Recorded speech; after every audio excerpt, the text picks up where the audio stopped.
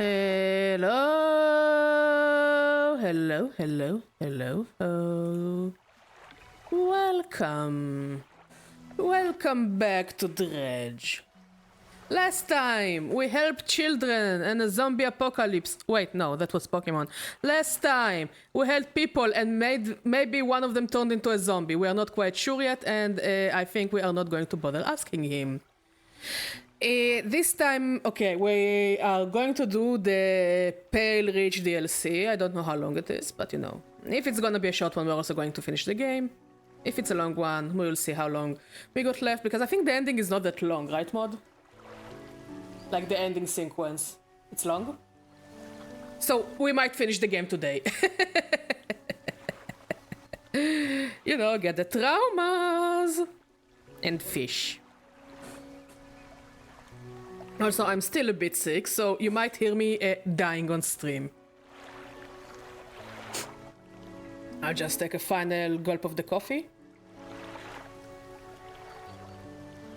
Also, I decided to abandon the hooded figures quest because all four of them give you books, and at this point in the game, I don't think I need them, and I don't think I will go into a new game plus if there is a new game plus. So I don't really see a reason to go after the hooded figures at this point. So we're just gonna do the DLC, do maybe the ending, and then tomorrow we will see. We will either go straight to Dave the Diver or we will do another one-off stream of a small game. So we won't have to just take a week vacation from a new game. Okay, so the DLC location is here. Yeah, this should be the Pale Reach.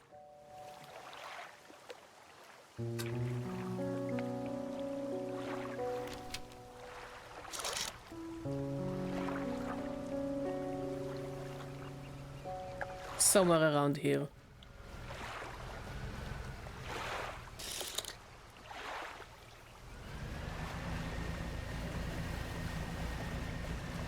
Also, it's early morning, so I don't think we should encounter any problems.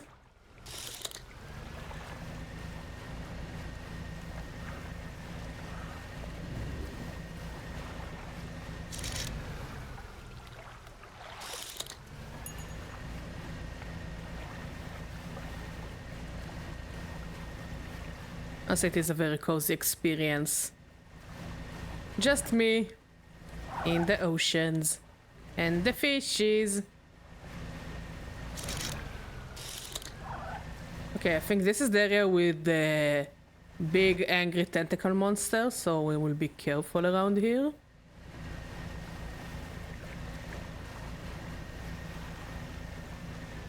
Oh, not quiet.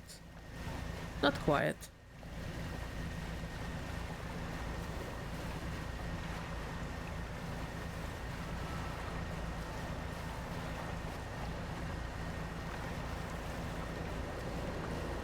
Also, we didn't unlock this ability, so I wonder what it is. I guess it's gonna be an endgame ability.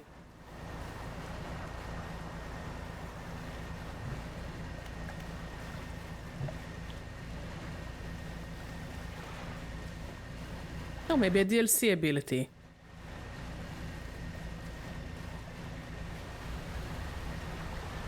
Whoa! Tokyo Drift!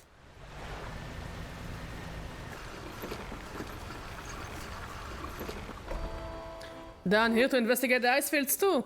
It seems to have appeared out of nowhere. My best guess is that it drifted up from the south. Either way, I thought I should set up a pontoon here, but when I went to stake my claim, I noticed some old equipment on the ice. Come and check it out when you get a second. In the meantime, I've got some new rods for sale. They'll be perfect for fishing in the ice around here. Oh, that's cool.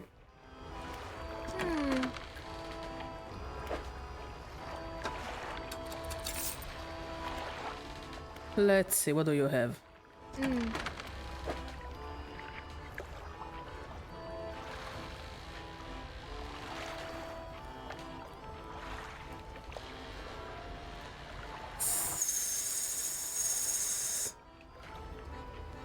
What's the difference? Tempered steel allows this usually slim rod to withstand the forces of large oceanic species. A sophisticated hook designed allows it to break through submerged ice. Okay, so they are different. I think I'll get them both. I think I have enough money for both of them.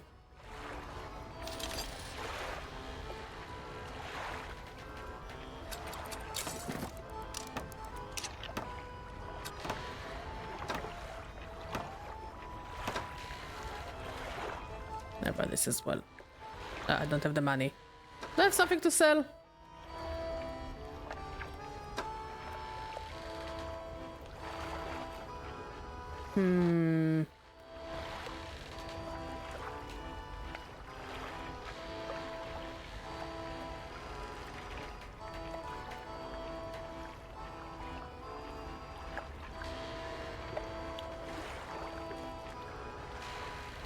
Doesn't seem like it.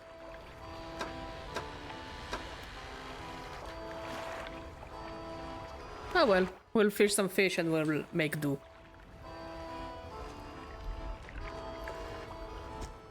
Traveling merchant has crossed over to the nearby iceberg and is inspecting some old pieces of metal you approach. It's so weird, this stuff seems old, like really old. She kicks a large sheet of metal half embedded in the ice, a thin layer of snow dislodges, revealing lines of rivet holes. And come in here, look!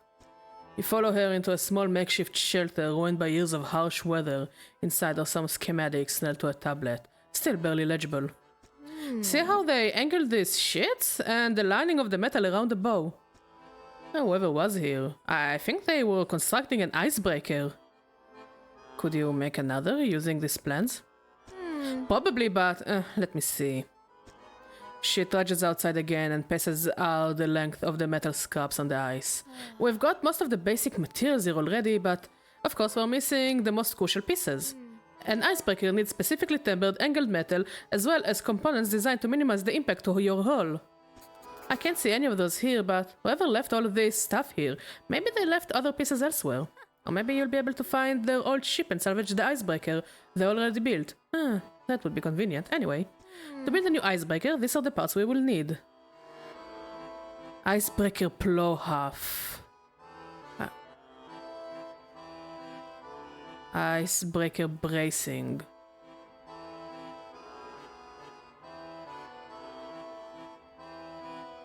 Okay. Let's try our luck fishing for some icebreaker pieces. Maybe we'll find wood to make our ship better overall. Maybe I should have stayed to sleep. Oh well. I wonder, did it... It doesn't seem like it upgraded my map.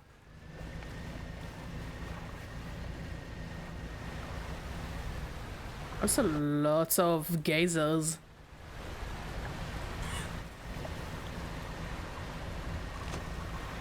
Yeah, okay, I think it's better if we return.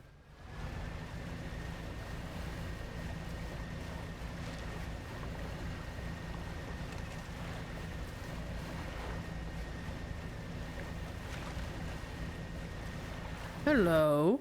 Oh. Okay, let's be a bit greedy. Ah. Boo! Don't touch me. Don't touch me! Bitch, don't touch me. Badger doesn't want to be touched.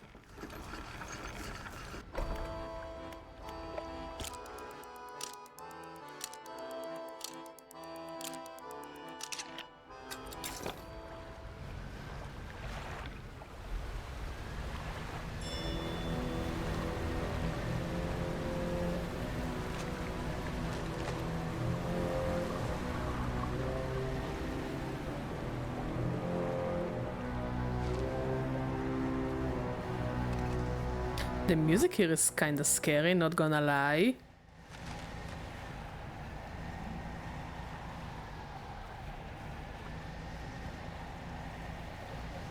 Hello.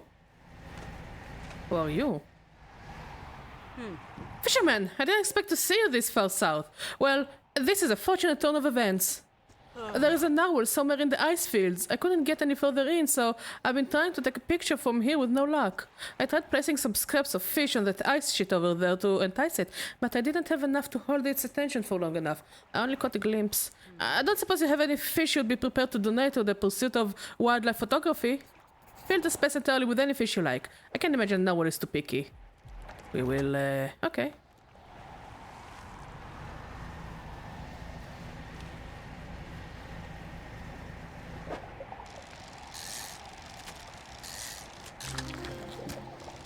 Ice fish. It's like ice bear, but a fish.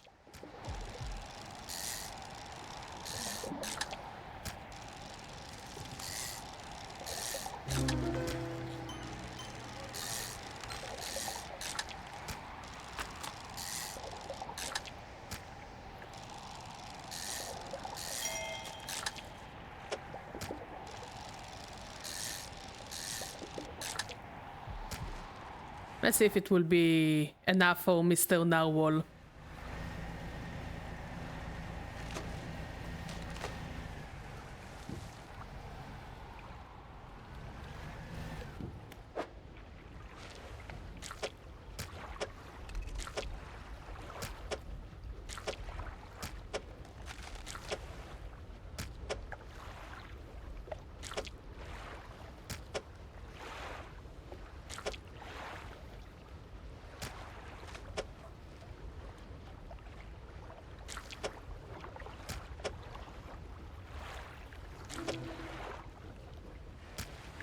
That's perfect. Now cut your engine. We need to wait in complete silence. Waiting in silence.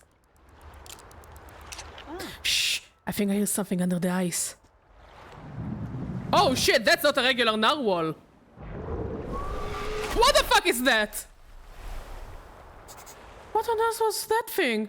I'm not sticking around to find out. Yeah, I don't think it's a nice narwhal. Yeah, I'm fucking off. I am fucking off. Nah, I ain't fucking with that narwhal.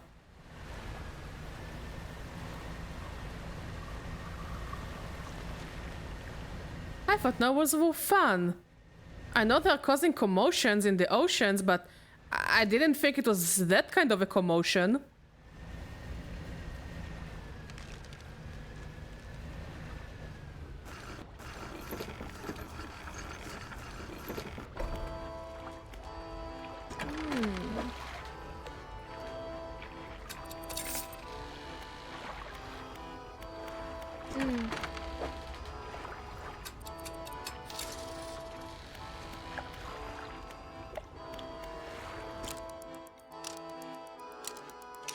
Remember, guys, narwhals are scary, apparently. Okay, let's try to swim around the ice sheet. Maybe we will find one of those boats.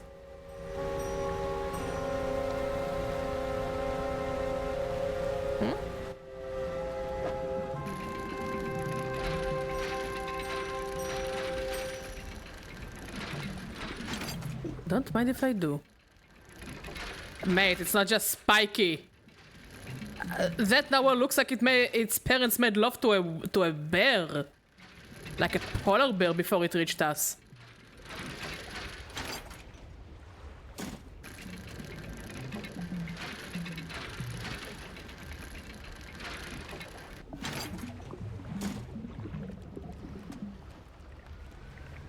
Remember, guys, narwhals are scary, actually.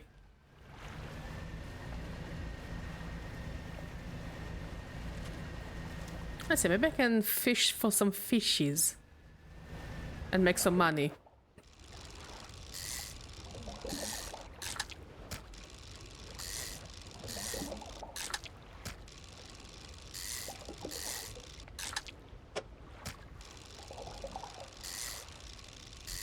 I just noticed the fish do a little wiggle when you turn them around.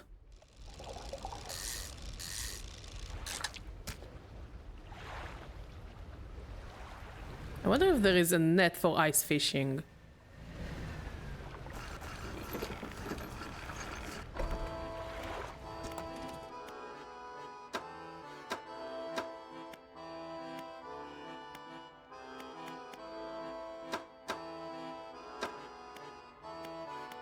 Eh. But let's sell the fish.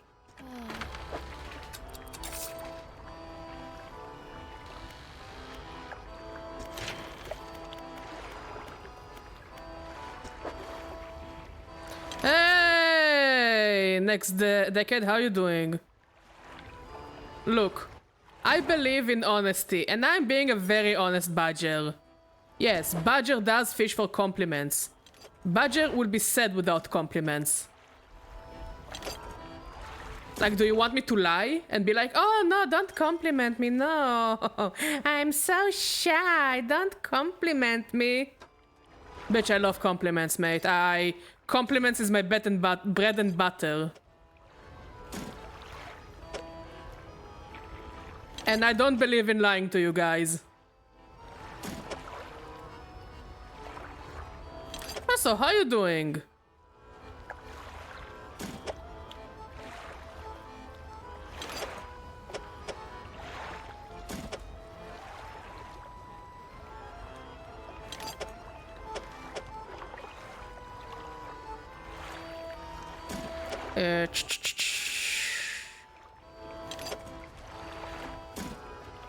Okay, next, I wanna actually maybe sell some of my stuff. Specifically this, because we have this, which is Abyssal Huddle Oceanic.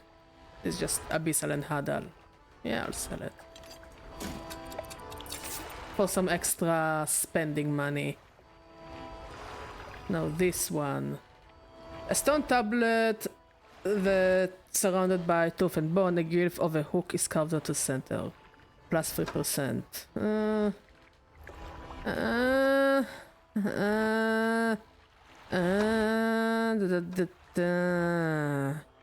Do you have a net for ice fishing? Yes.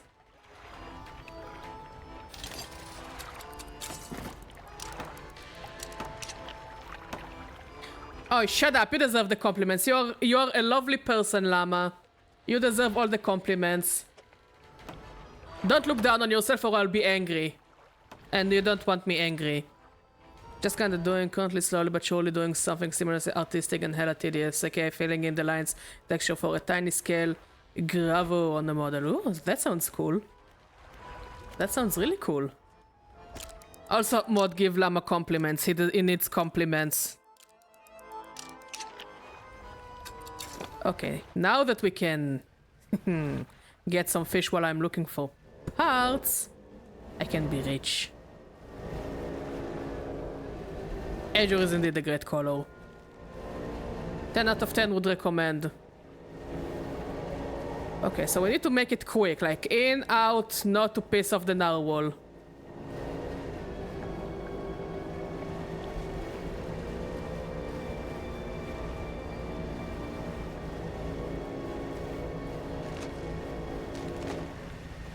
Like, I think I can hear ice cracking. Oh, there's a village here.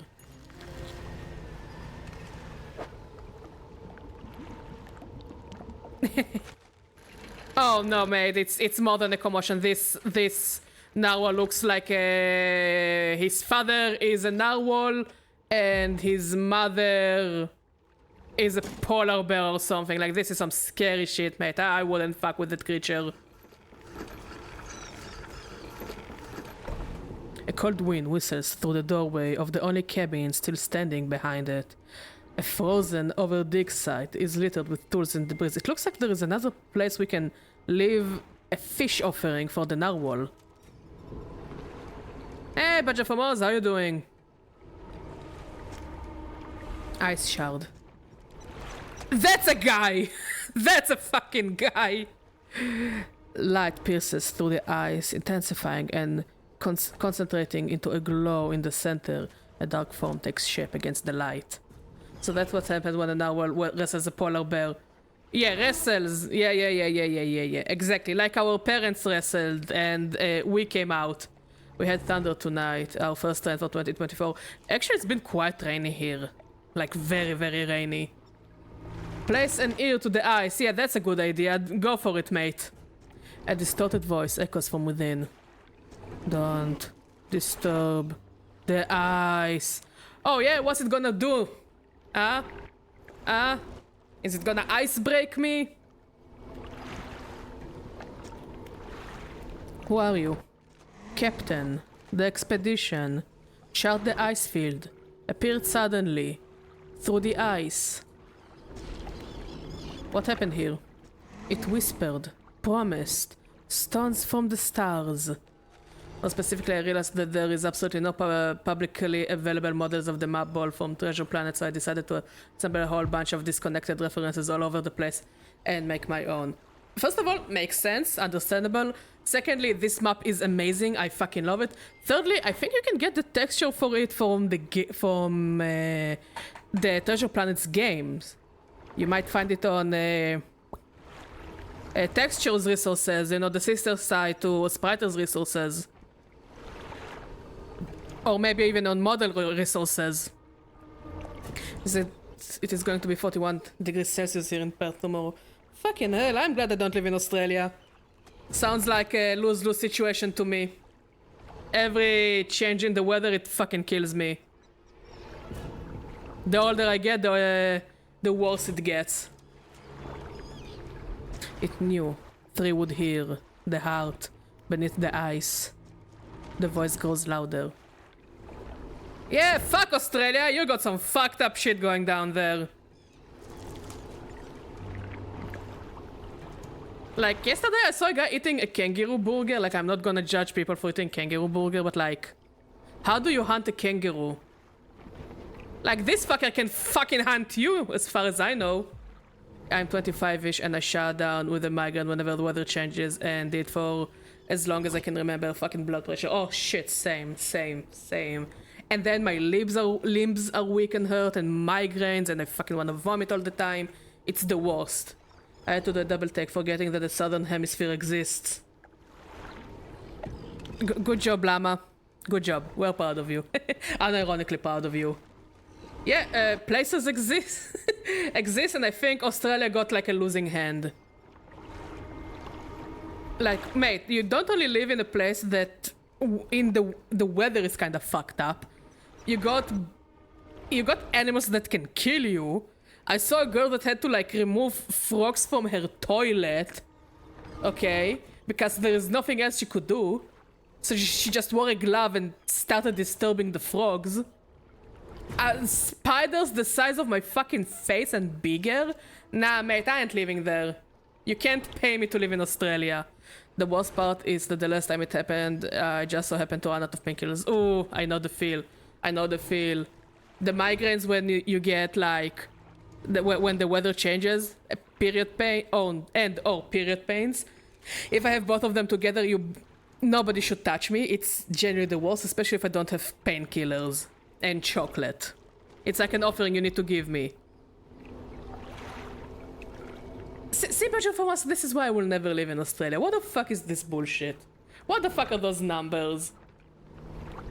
Like, I'm sorry, guys, but you got dealt a losing hand. Like, can't you decide on one weather and, like, relax? I mean, I guess, but still. I agree. I totally agree. I mean, yeah, I agree. I think, okay, I'm willing to push it to 27. 27, 28, you know? Because I love going to the beach. And I like getting... You know, I call it tanning, some people calling it turning into a crisp potato, potato, you know? Here's the thing, overall, my body is very hot. Not just because I'm sexy, I'm also sexy. But I am always radiating heat.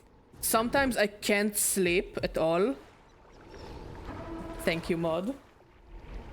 My body is so hot, I can't fall asleep. And if you touch my bed, like where I lie, you can actually feel the heat of the bed and it's fucking burning. Okay, I am just radiating heat. So for me, summer, it's the worst of the seasons. Like, I can't survive in the summer. I mean, even in the winter, I don't even when there's like not in Israel, but like when I go to Europe and there is snow, like I don't really wear heavy coats and heavy sweaters and scarves. Only sometimes just to not to get sick. But I can actually go with rather light clothing and it won't bother me that much. But the heat is horrible for me. I fucking hate the heat. Unless I can go to the beach and have a pina colada. I fucking love pina coladas.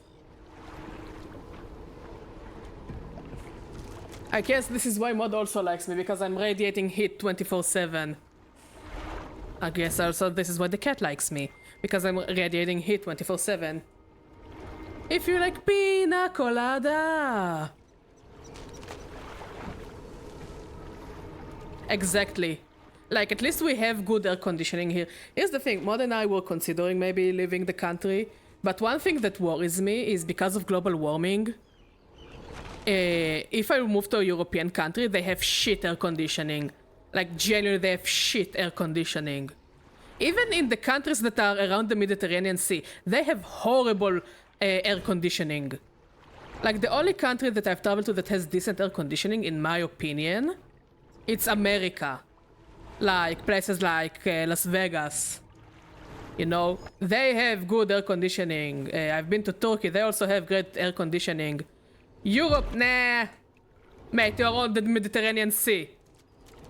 Nah. So yeah, if there will be one of those global warming summers and I live in Europe, I am genuinely going to suffer. I might actually get a heat stroke.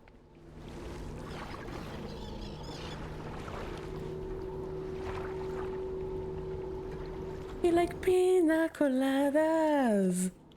Getting lost in the rain. We need to have... I think January became the month of fishing. Unofficially. We need to have a tropical month as well. Even though I don't really know many tropical games that are not Animal Crossing. And you can't pay me to play Animal Crossing on stream. I'll just try to kill all the animals. Ah, good for you, Badger Voz. Actually, we also did some online grocery shopping because we were out of eggs. And we got ourselves lahore. You don't know what lahore is, but it's the best. Sid Meier's Pirates. I mean, I guess. We will see. Also, kinda... Dave the Diver is kind of both, you know, tropical and fishing. I'm actually very excited to play Dave the Diver. I technically have an AC unit, technically. It stopped usually cooling stuff after a single summer, probably because minus 30 degrees winter wrecked the external unit or something. Makes sense. Not Spiritfarer! Do you want me to cry again? I already cry a lot on stream when I play said video games. I almost cried when we finished the Pokemon Scarlet for the first time.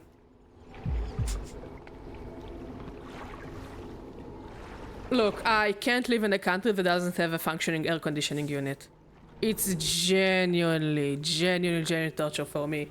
Like, as I said, I think I even woke up Mod one night because my legs were so hot. I let him touch the mattress, and the mattress started radiating heat because my legs were so hot. I cannot survive in a hot environment. I think I am legitimately half a polar bear. Like, you see polar bears on National Geographic, you're like, oh no, the poor little polar bears. The poor little polar bears. They're suffering from the heat. And I'm like, mate, I'm suffering right here, right now. Nobody gives a shit about me. But I feel bad for the polar bears. Poor polar bears. Look at them. They have nothing to fuck. They fuck an hour and now this creature tries to kill me. Last summer, the only thing that saved me were being nocturnal and a whole tub of cold water I kept my feet in for the entire day. Like, so hot you fire Mod. Yes, exactly. Again, Mod is not complaining because he likes it. You know, his feet are cold, so he's like, oh yeah, I'm gonna touch you. And I'm like... Well, I'm still hot, but at least he's having fun.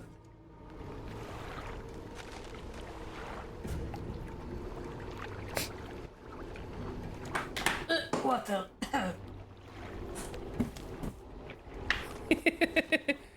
A song of, yeah, our feet are indeed a song of ice and fire, but this one is for paid customers only. You know, you're not getting this content for free.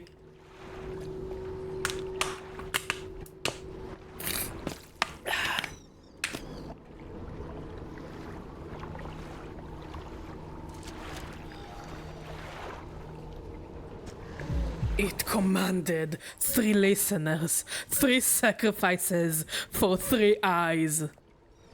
I obeyed, but a 4th now sees forever futile.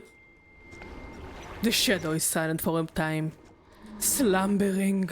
Still should live. It sees you before it whispers. Break the ice. Do not risk breaking its senses through the ice, through the shadows, so no hope. Okay, we will find the item to break the ice and we'll break him. Leave. Let's see, what do we have here? You enter a small cabin, the door long since fallen from its hinges. A rotting table sits inside. A crudely drawn map of the area has been charted onto the scrap of paper. You attach it to your own map. A large book sits on the table. It's well worn from the passage of time, but you can still read the words Captain's Log etched into the cover. You open the book, its frozen spine cracking for the first time in decades. Which entry you want to read? 13th of May, 1847. Arrived at the floating sea ice amidst a particularly thick fog. A few channels could be seen leading into the ice through sizable chunks floating our way, posing a hazard. I have ordered us to moor against the outer ice, all while the engineers make adjustments to better prepare the vessel. 1st June, 1847. Posted the texture in Discord if you're curious, so you can get horrified of how fiddly it was to make all the gills. Let me take a look. Oh, it looks so cool. Oh, it looks so fucking cool. Oh, it's genuine. It's actually, unironically, amazing. Mod, what do you say? I think it looks beautiful.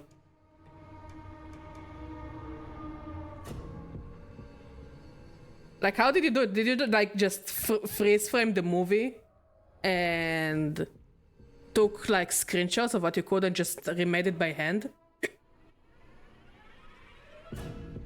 Because this looks genuinely amazing. The vessel was pursued by a particularly aggressive narwhal.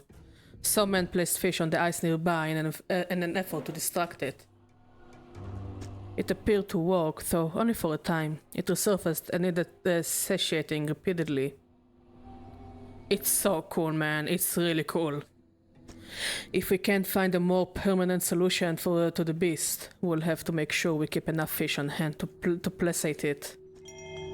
Okay, so if we want to go around this area, we just need to fill the fish back.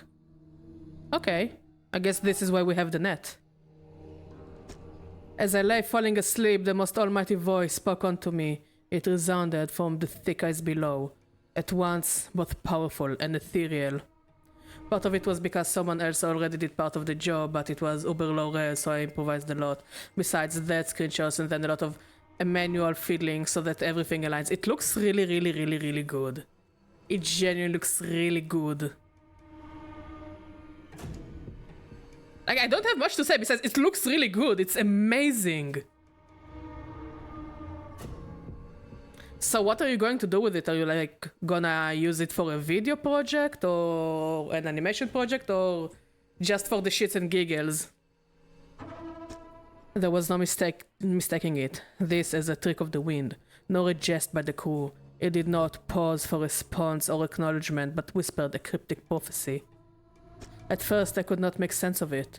3 listeners shall hear the heart, and that I should indulge these listeners. It spoke of boundless wealth from the stars and of eyes opening onto the world. The rest of my sleep was feverish, as my mind was plagued with the sound of the voice. It spun in my head, echoing ever louder. In the morning, the boatswain and the navigator came to me separately, claiming to have heard a sound like a heartbeat as the men were digging yesterday. They indicated a desire to explore the eastern and western reaches of the ice field. I shall indulge them. So I guess if we want to get further, we need more fish. But I do want to go back and give the woman the thingamajig. Oh, I've completely forgot that I disabled privacy badger. Explains why Ed suddenly started working again. It's okay. I don't know. Maybe Twitch changed their... like YouTube, they changed their settings.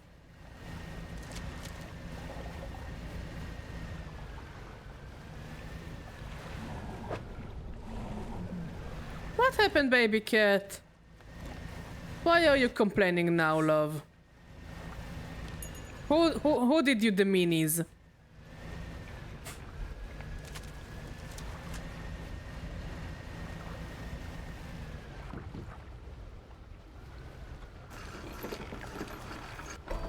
Here, yelling at us.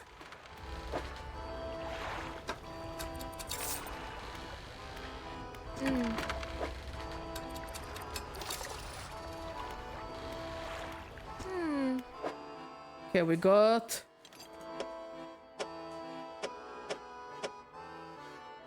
the first part. I think we will sleep and we will go to the eastern reach. I guess she woke up and she decided that she wants our attention. Right, baby? Okay. So let's go this way.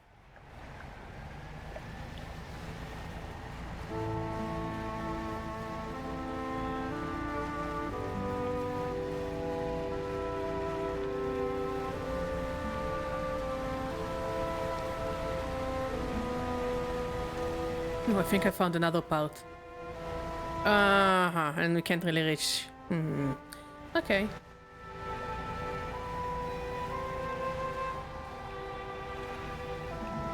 I do wonder, can we use dynamite? I don't think so.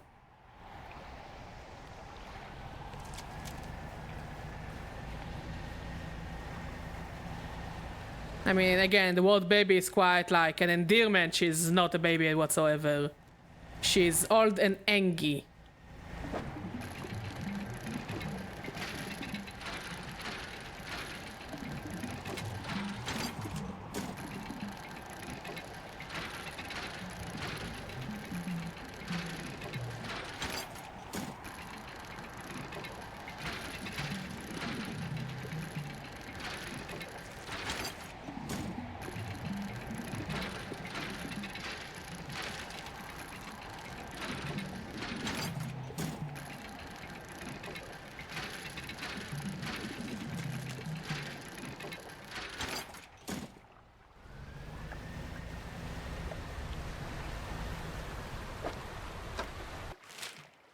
Okay, so this is the central camp.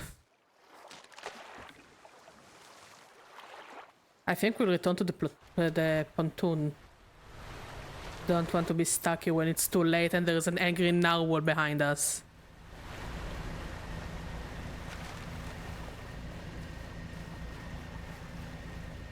I wish there was a... Oh, okay, so there is a button!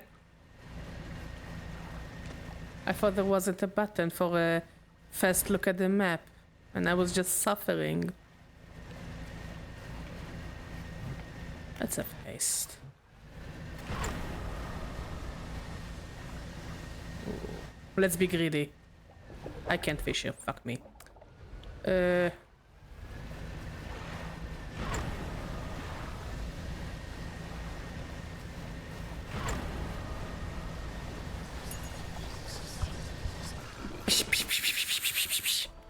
See, I can also do the whispers.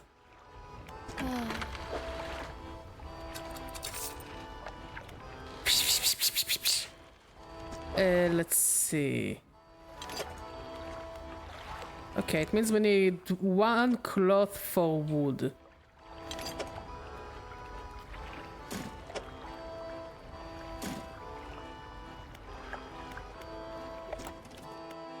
Here.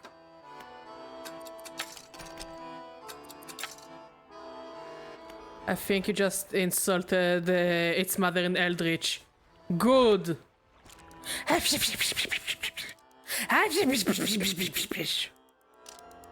See, I can also do scary whispers. Yo, mom got no shit on me.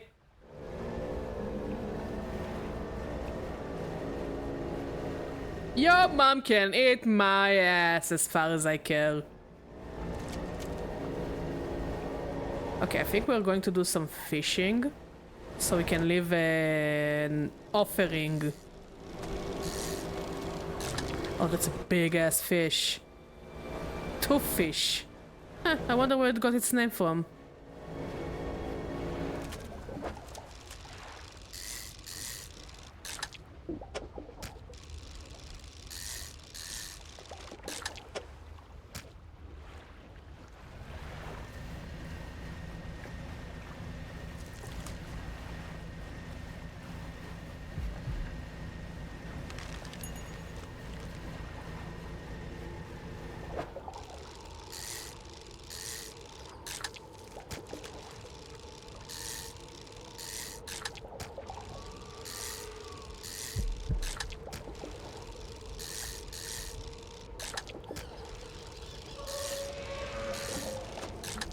I didn't like the sound of it.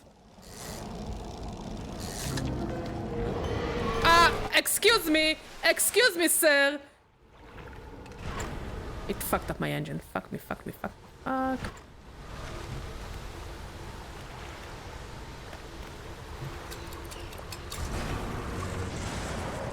Yeah, I don't think I had a choice. It fucked up my engine. Oh, it fucked up my engine, motherfucker. Okay. Let's try to fix the engine. Any day now.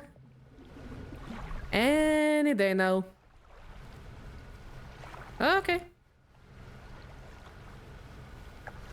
Any day. I'm not in a hurry. Are you in a hurry? I'm not in a hurry.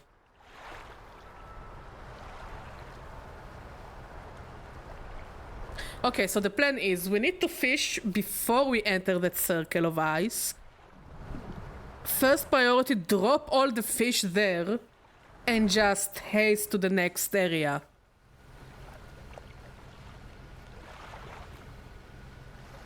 Any day now. It took us almost 2 hours to reach back to the dock. So I guess if we hear something that sounds like... I don't know. Like an owl?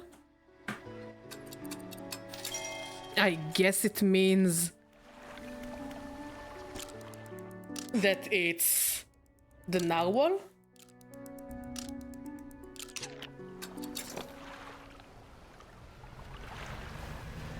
Yay, we're operational again!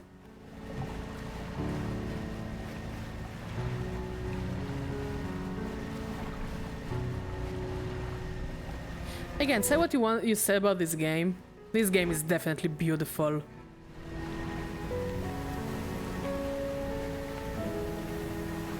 I'm going the right way, right? Think this way? Yeah, more or less this way.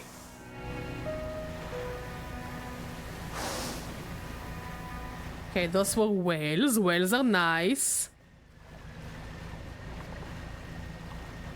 Oh, we can fish here.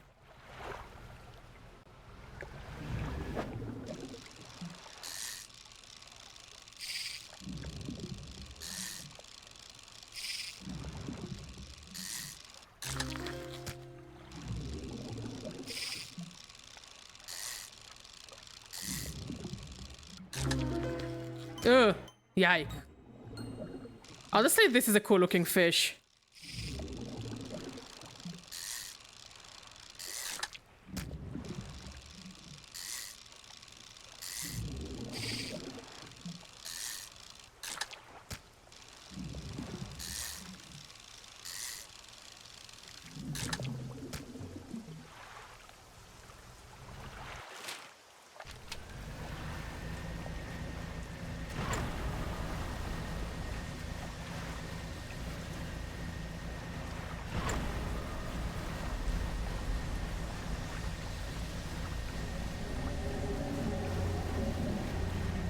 I didn't like the sound of it.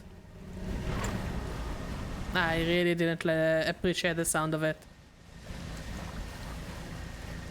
Are we going the right way? Yes. Oh, I can see the pontoon. Good, good, good, good, good, good, good.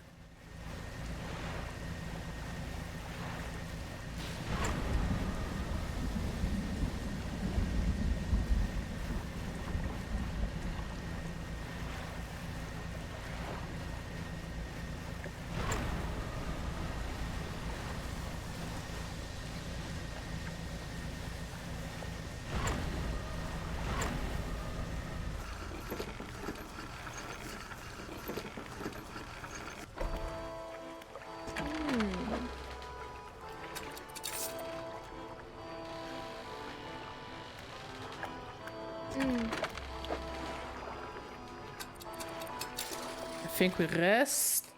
We'll catch as many fish as we can and then we go back in. Let's see, is there an easy fishing spot around here?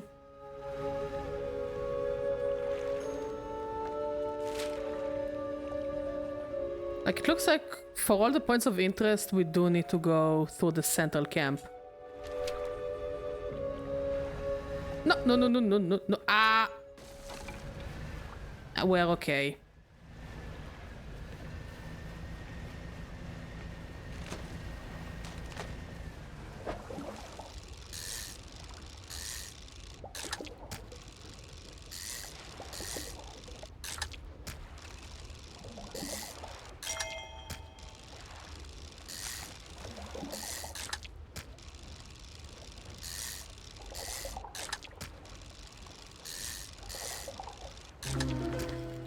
Oh, this is so cool!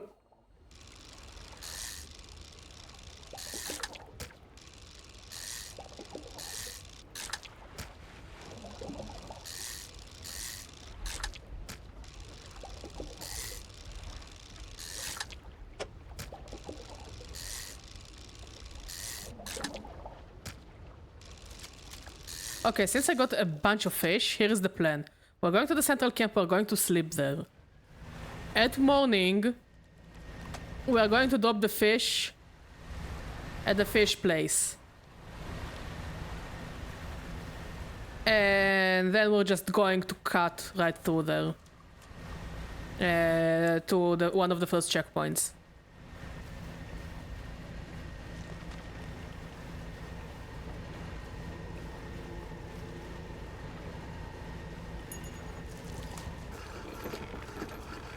Okay, I think maybe the breaking ice is the sound of the fucker coming.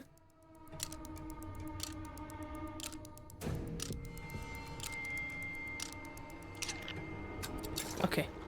Robota.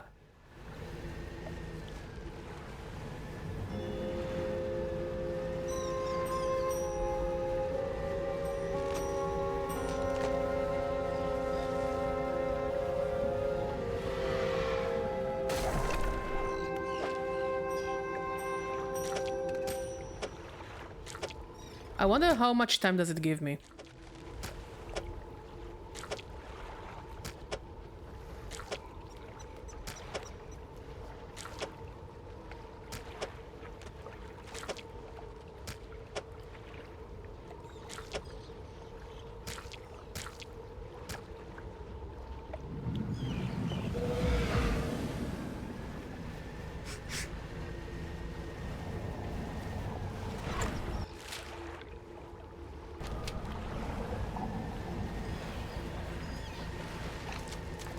Oh. Okay, I see. So for this camp we need the use of this creature.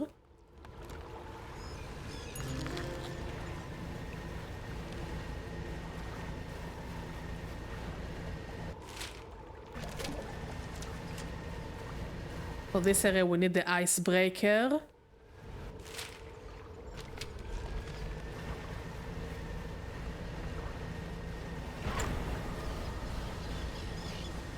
And another area where we need the icebreaker.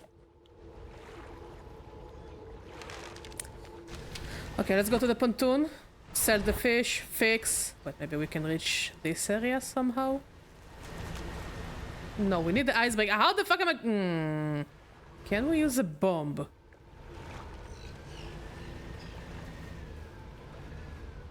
I don't think we can use a bomb here. Okay, I'm going to buy a bomb and try my luck.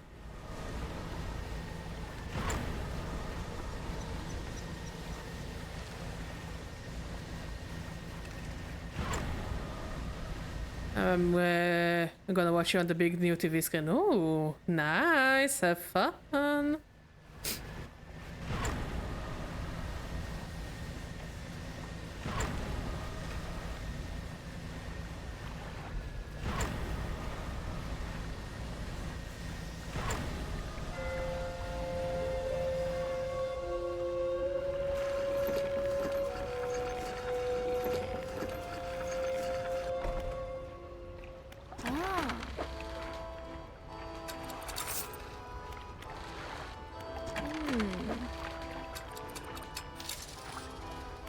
Okay, let's try to buy a bomb for experimental reasons. What happened, baby? Why the cries?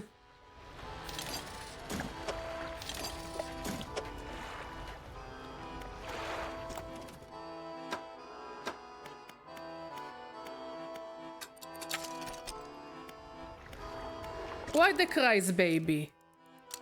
Why the dramatic? What did you see? Well, I think she saw something of interest next to you. Ah, she wants the toy! She knows exactly what she wants. Yes, Chaos Baby wants Mod's attention. Oh, the cat is not poor, the cat is doing fine. She is fed, she has water, she gets love. But Mod wanted to read the book, and Cat didn't want Mod to read the book. I mean, it's early, but sure, give her.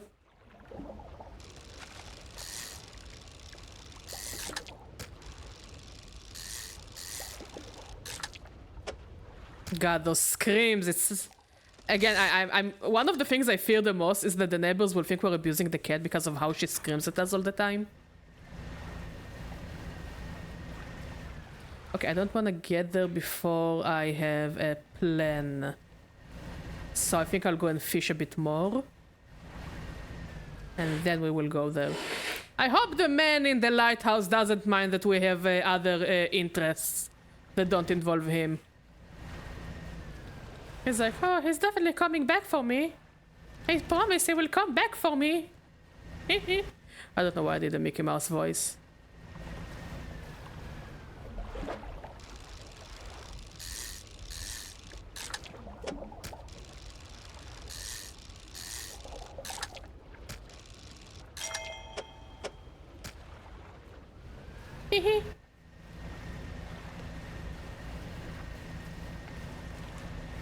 Is this wood?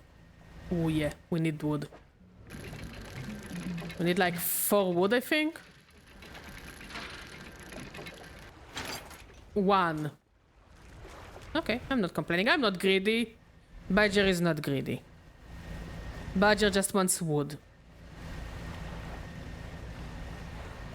Okay, here is what I wonder. Can I had no idea for a moment whether you were talking about your cat or a human baby. To the magic of being a pet. Oh no, only cat baby. No human baby. Not interested in human babies. Thank you very much. I have enough of cat baby that yells at me 24/7. Why is she yelling at me? Only God knows. That's a goblin shark. Yep.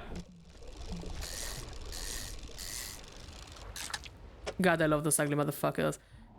I think I've seen a store that sells plushies of goblin sharks, and I kinda unironically want one. It's like one of those creatures that they're so ugly they're cute. Gobelin 19.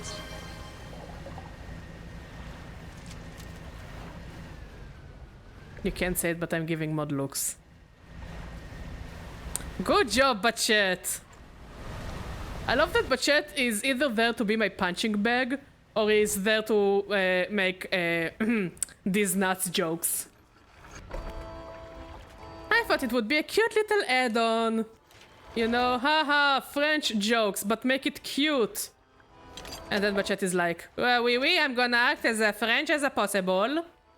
You know what's the funniest thing is? I dunk on French people all the time on stream, and people actually think I'm French. I think there was a time that one of my biggest audience, apparently I didn't know that, just from like looking at demographics. I used to have a very decent French demographic. Goblin sharks look like a cranky old man from a 2000s cartoon. Oddly specific, but you're not wrong. So yeah, there used to be a time that one of my biggest audiences, apparently according to YouTube and TikTok, were French people. And it kinda stopped after Bachet, because Bachet was made specifically for dunking on French people. Again, no issue with French people, but honestly, you guys are making it too easy for me. And you're like, no, Badger, but it is bullying the French. Yes. What's your point? Look, if you're not going to bully the French, I will. It's a thankless job, but somebody's gotta do it.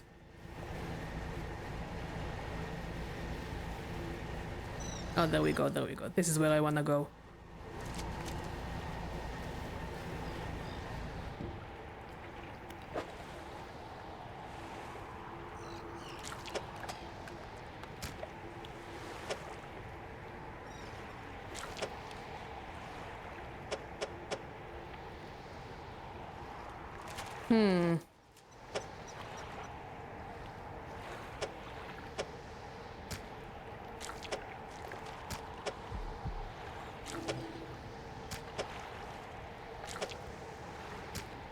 Right, what do I have in my net?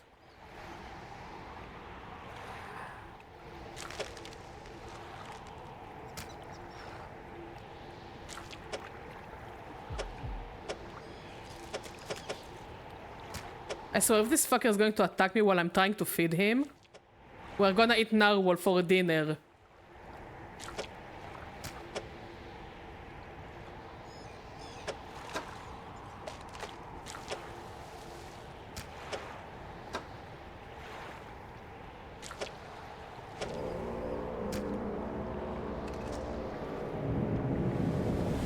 No more fish will fit on the pile. They should keep it satisfied, at least for a little while. Ah, yeah, another lies I tell myself. How do I get there? Okay.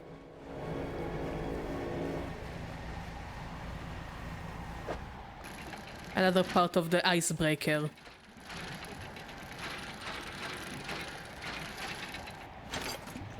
Snowpiercer, but make it fish. But the treasure plant is still obscure enough that no one been decompiling it as far as I can tell. Again, there used to be a treasure planet video game, and I'm pretty sure you can get lots of textures in maybe in texture database. You dock against a small platform of ice formed around a gigantic clawed hand. Is that the narwhal's mother? I'll say it like that, it startled me, but now it's kinda cute. But I think this thing is part of its mother. And if this indeed its mother, I don't want to see that family reunion. Battle for Poik unfortunately doesn't have any relevant textures because, well, it's a home mode for babies. I tried. You're not the first to find this place. Remnants of a long abandoned camp litter the ice. Ice shard. A natural spire of ice stands above scraps of snowed over equipment. A dark shape twists within. Place an ear to the ice. A voice calls out, distant and distorted. Trapped. Forever. This prison. Get me out. Break it. Somehow. Free me. Who are you? The navigator. Finds a passage. Chart the ice. It came from beyond. Is this the mother?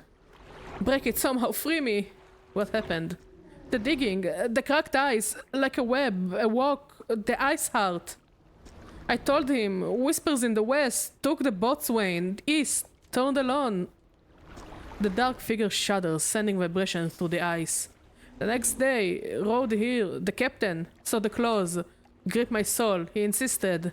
Made camp, shadow of the beast. Waiting for the stars in the night, I saw his shape. Suddenly swallowed by the cold in the dark. He left me. Okay, so we don't want to be here at night. Cause this thing might wake up at night. Okay, let's look at the frozen equipment. There are very few pieces that still remain, however, made camp here was poorly prepared. Inside the small bag you find a leather-bound journal. Which entry do you want to read? 4th of June, 1847. The men spent the whole day digging. They passed up chunks of ice, some as brilliant as crystals, others of a deepest blue, more beautiful than sapphires. Let me guess, once you break him out, it's just a corpse? I don't know. I think what he's trying to ask us is not only to break him out of the ice, but also break out his soul, because it's not only his body is stuck there, it's also his soul. And his soul was allegedly eaten by one of those monsters. So it's like you're trying to give them a final rest, you know? But none held the glow we had seen in the night. However, I did note a disturbance in the ice to the west. It began as a periodic, distant rumble as the men dug deeper, the pulsing quickened, strengthening until I could see the ice shifting on the surface. I shall have to inform the captain. It may well be the narwhal creature we saw earlier. Though this did seem much larger. Okay, here is my plan. It seems like they're all saying that they went east.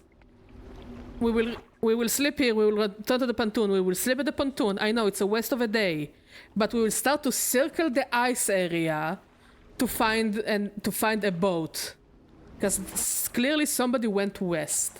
But it doesn't seem like we can ourselves go west without completing the icebreaker. I'm sorry. Boom! Strategy, bitches! Thank you, mod. As I write this, I can already feel my eyes closing.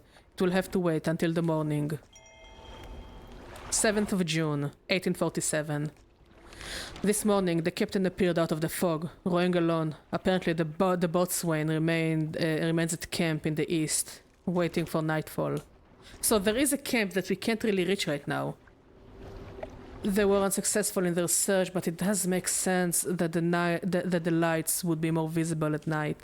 Tomorrow, we are to journey together to the west, towards the shifting ice that I reported. We are alone on a small island of ice. After hours of rowing through narrow channels, it rose through the fog, a gargantuan, monstrous claw reaching from the deep. I wonder what will happen if I sleep here. Whatever creature it once belonged to, it must be long dead, as the claw is frozen solid. Okay. I wanted to turn back immediately, but the captain insisted we investigate. He is on edge, his head turning this way and that, listening for the slightest sound. He is convinced something will happen after dark. As the last light from the cold sun fades, I have the sense that it will be a long night. Okay, so let's sleep here and see what happens.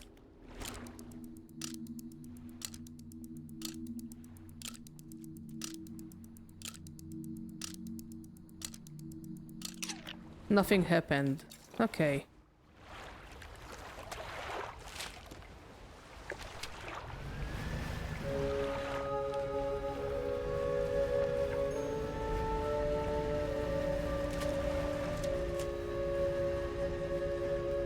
So it doesn't look like that there is anything of interest left here.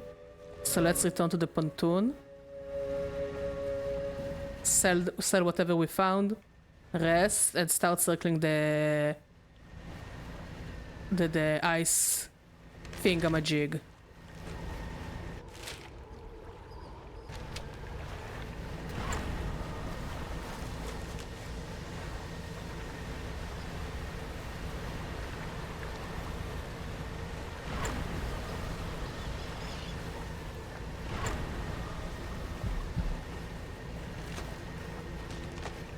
Yeah, I think I can hear it trying to follow me.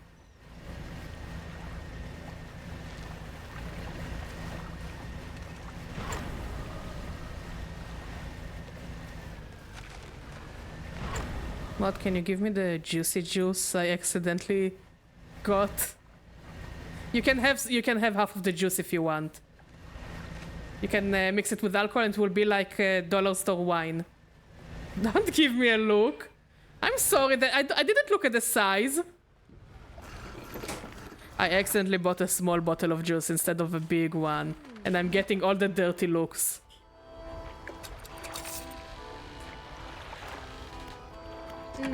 And the funny part is, it's not the first time I'm doing this mistake.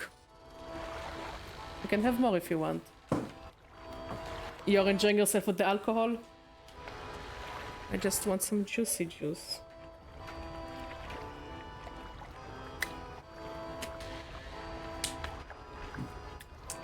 Tastes like childhood.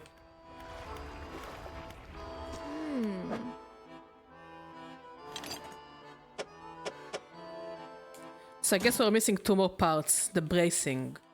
It's either 1 or 2. Let's rest. And start circling it to the east. So it means we need to go to the left and not the right. Okay.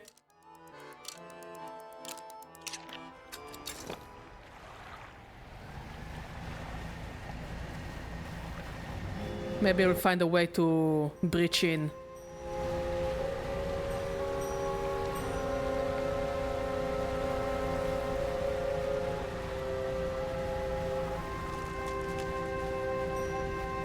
Okay, I see something over there. Me pregunto si hablo en español en este bot. Francis y español son langues muy diferentes el uno al otro. Oui, oui?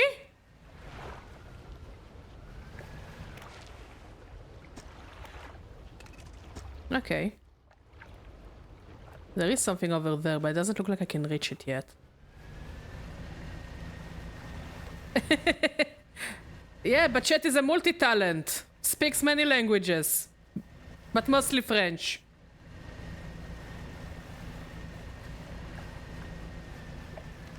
Yeah, I don't think I can maneuver there. But I guess this is the camp they were talking about. One of them at least.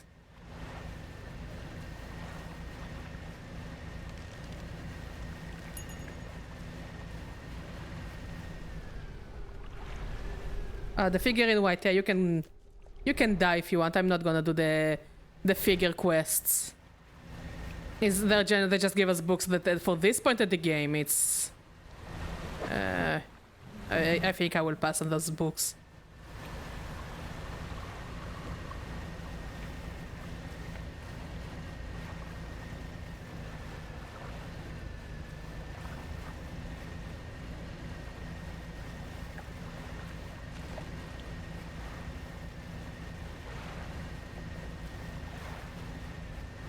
Hello.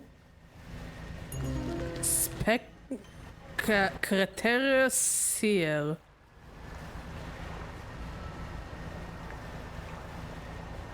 Okay, we're in a crater. This is not a crater, but you know. It's a place.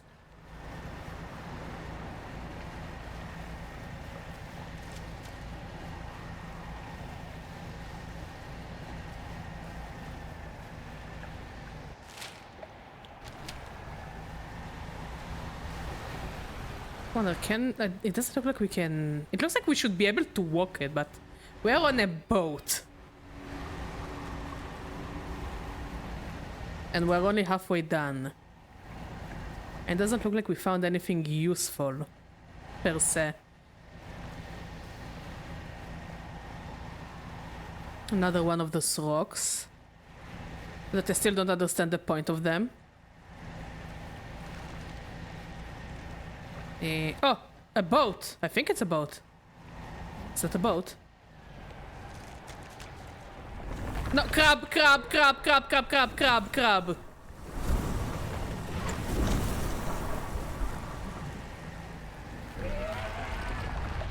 I think the crab was slightly upset at me. Don't touch me. Don't touch me. I think we should be close to the pontoon. Not close, but definitely not far. We just need to be careful.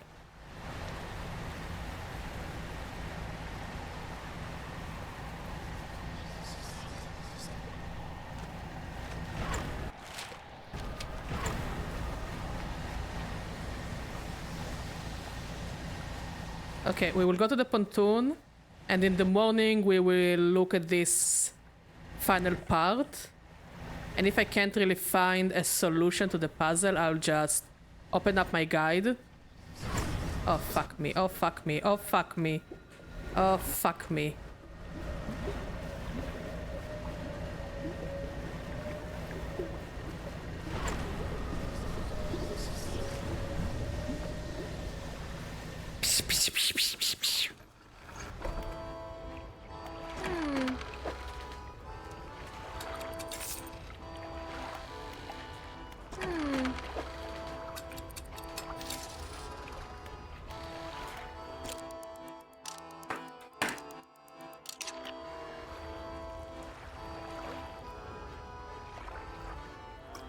What happened, baby? What happened, love? Yes, good kitty, come here. Oh, yes. Yes, you're good. I keep saying it as she tries to find a way to somehow do some shenanigans. Shenanigans, if you will.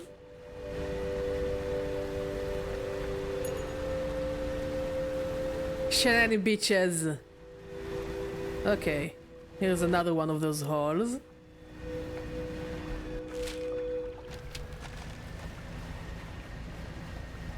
No, she doesn't like hugs. She hates hugs. Every time I hug her, she acts as if I'm, I don't know, fucking killing her. I don't know, slicing her alive. And I'm like, Cat, it's just affection. And she's like, no! Here, now she's standing here and yells, no! And nobody's even touching her, and she's like, no! Yes.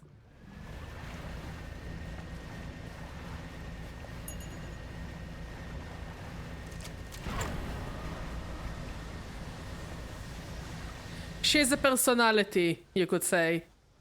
Okay. Let's return to the pontoon. I will sell my fish, and I will see what I can do with the guide. Did you find the bug? Dust?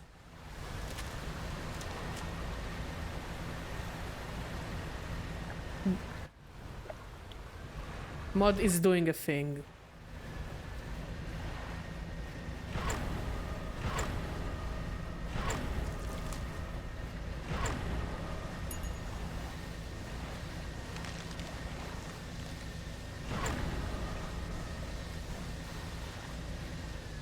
Ooh, I don't need wood.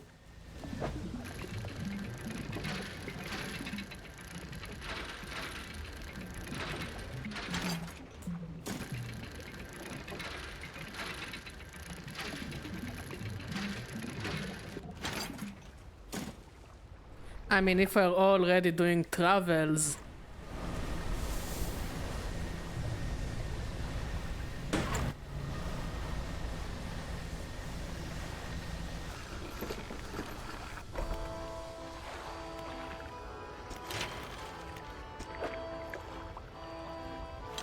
So it means we need one more wood and one cloth.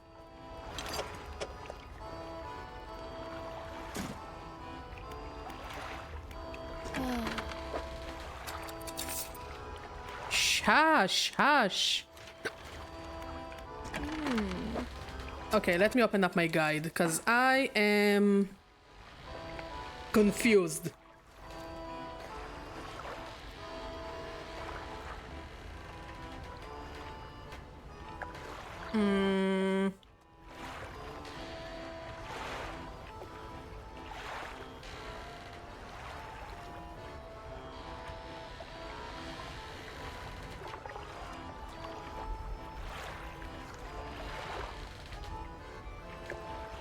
Let's see. Okay, we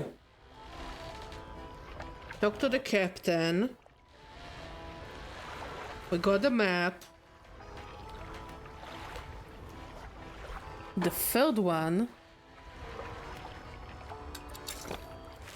is here. We have collected it. And then there is one over here.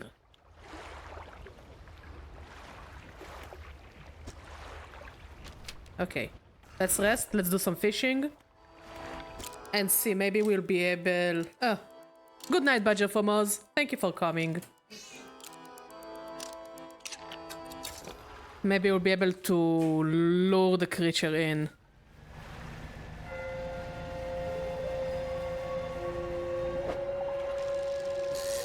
What happened, baby? Why are you yelling? Oh, so the cat doesn't need reasons to yell. She just yells because she can.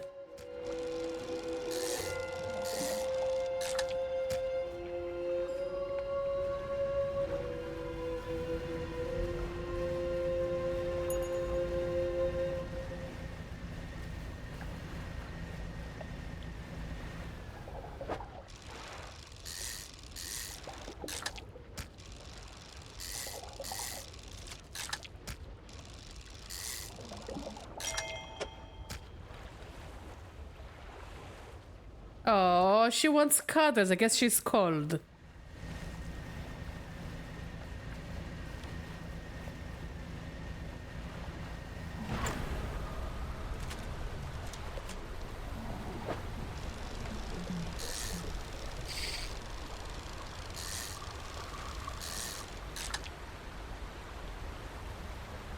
Oh, those are rotten fish?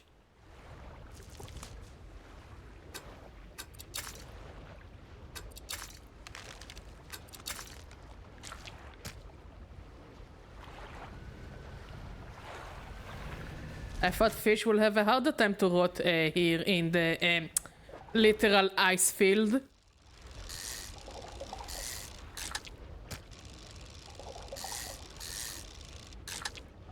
I think it's more than enough fish.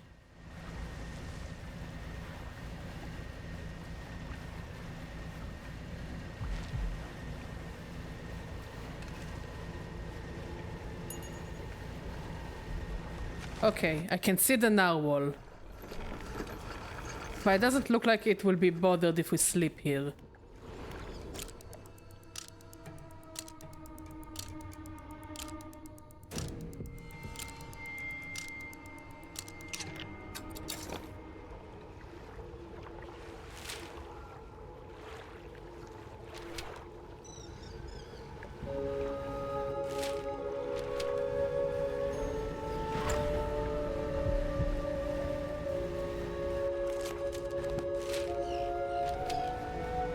How do I get there?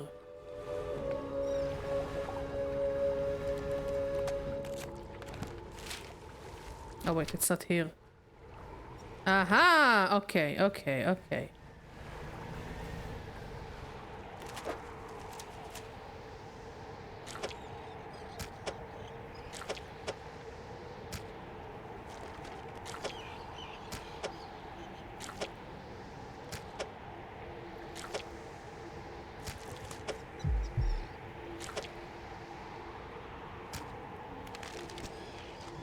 Come! Narwhal, narwhal, narwhal!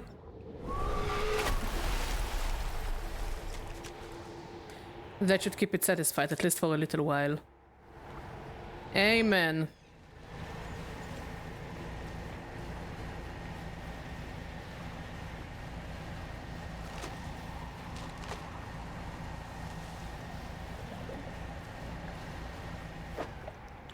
So this is the final part of the icebreaker.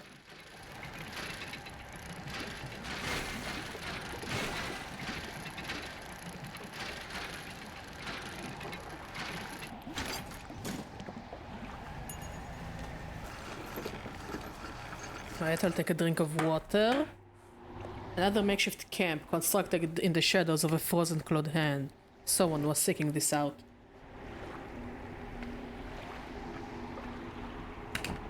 I don't know, I have a hunch that this is the size of the creature. You know? The east camp, the west camp are too close, and I think the central camp is the head. I think we are going to awaken a big-ass monster. Like, I don't think it's as dead as the Fisher guy claims it to be. You rummage through a small pile of equipment in the snow. Most items are stuck fast in the ice, but inside a small backpack you find an old journal. Captain ordered us to make a camp on the ice in the center of the lagoon after we saw those lights in the ice. Everyone's got treasure on their minds. Treasure hunting isn't exactly what the expedition was commissioned for, but given the captain gets the lion's share of whatever we find, it doesn't surprise me that he's willing to bend the rules a bit. We'll start digging after the camp's done. Spent a day digging down in the ice, shovels and ice picks. Can't remember the last time I was this tired. That is not fish. That can eternal fry. And with long aeons, even depth can dine. Amen. We're only allowed 2 short breaks all day. Down in the pit, as I rested with my back against the ice, I started hearing something. It was different to the sounds of the picks. They were short and sharp. This was low, rumble from deep down. Honestly, with all the things we're doing, we don't really consider the feelings of the fish, do we? Also, how are you doing, Walter? On my first break, it was occasional, only a few each minute. By my second break, it had quickened, like a heartbeat. The captain overheard me telling some others about the sound I heard in the pit. Before I knew it, I was in front of his desk, sure I was about to have my pay docked. When I got surprised, he seemed to know something of it already. He was keen on hearing it described, over and over. Limbs! Oh my! You missed us catching some tuna earlier. Maybe you're eating the tuna we caught. He wants me to help locate the source of it. When he pressed me on it further, I said that it did seem to be coming from the east. Tomorrow, we are setting off to see if we can find it. Perhaps I shall get a bonus after this is done. Okay, let's talk to the guy. And a natural spire of ice stands above the scraps of snowed-over equipment. A dark shape twists within. Place an ear to the ice. An anguished voice cries from deep within the ice. Help me. Frozen. So many years. Free me. Please break the ice. Who are you? I am. The boatswain. The expedition. The terror. Please, break the ice. What happened? The figure contorts through painful shapes. We saw lights dancing in the ice, dug deep, didn't know. I heard it. The heart beating under ice, the cracking, waking, the noises in the east. I went. The captain brought him here to find it. The hand, in the night, shadow of claws. The darkness shrinks. I turned away. Just a moment. The pain, the claws, my back. So cold, so dark under ice. Please break the ice. We will have to break the ice later. Okay, we're resting, we're going to the pontoon, getting the brace, getting the icebreaker. Hopefully it will be enough to... We'll probably get the item to break the ice. And hopefully the prize we will get for it will be worth it. Especially because, again, we are in the end game.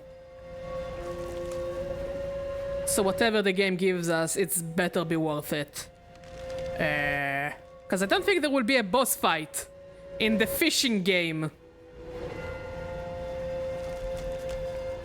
Mod is like, oh, no, wait, Badger, you haven't seen the boss fight yet.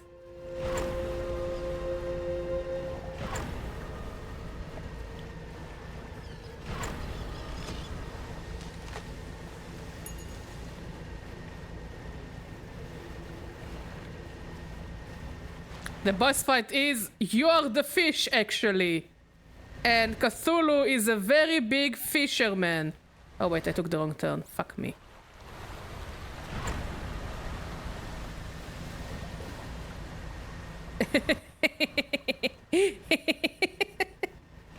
I'm glad that y'all are not tired from fish puns. Because again, we're going to play more fishing game. Well, at least one more fishing game.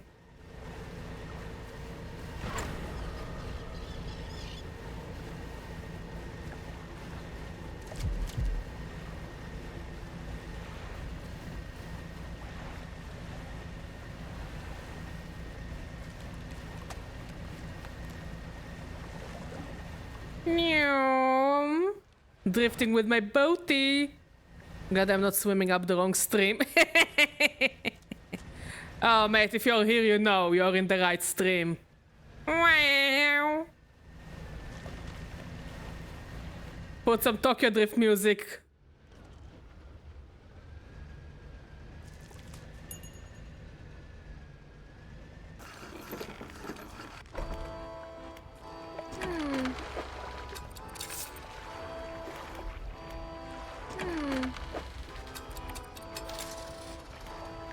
Wait, I already have rotten fish?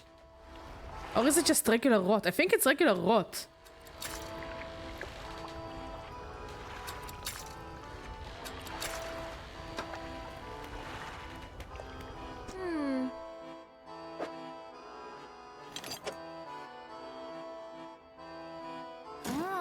That's everything. Let me just warm my hands up a little, then I'll get started. Installing the icebreaker.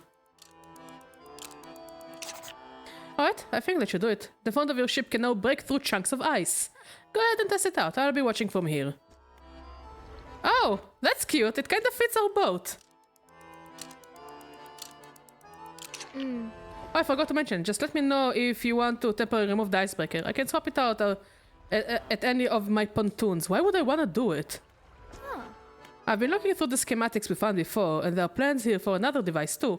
They are for an ice shaper. That's different to your icebreaker, by the way. It's for cutting chunks of ice. Wait, we need it!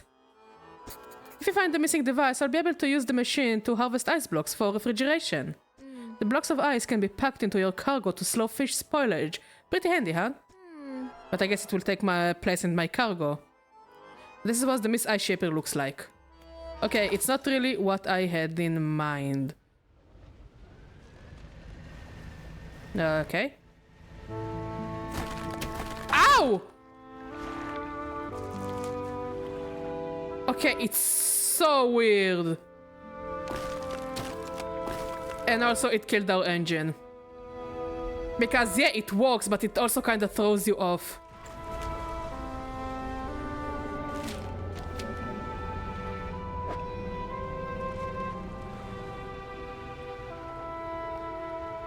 Well, I already broke our new toy.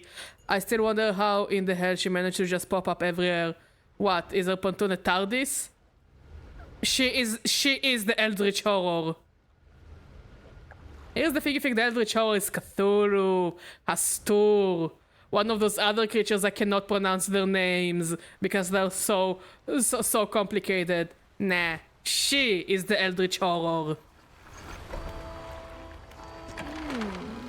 Dagon. I don't think Dagon is as powerful as the rest, but you know. Or maybe it is. I don't remember anymore. Oh yeah, I sure love the kink in yellow. He's my favorite.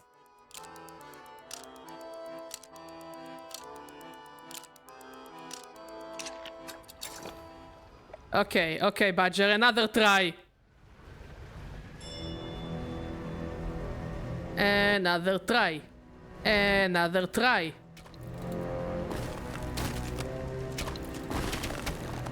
I mean, I wouldn't be surprised if she was just Nyarlathotep taking a vacation. Maybe Nyarlathotep decided to try a different business model. Maybe he really is into trying to be Fisher Nyarlathotep. Because I don't think fisherman is the right word for him.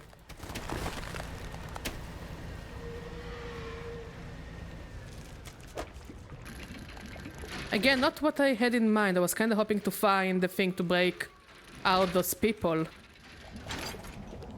Well, let's give it back to her.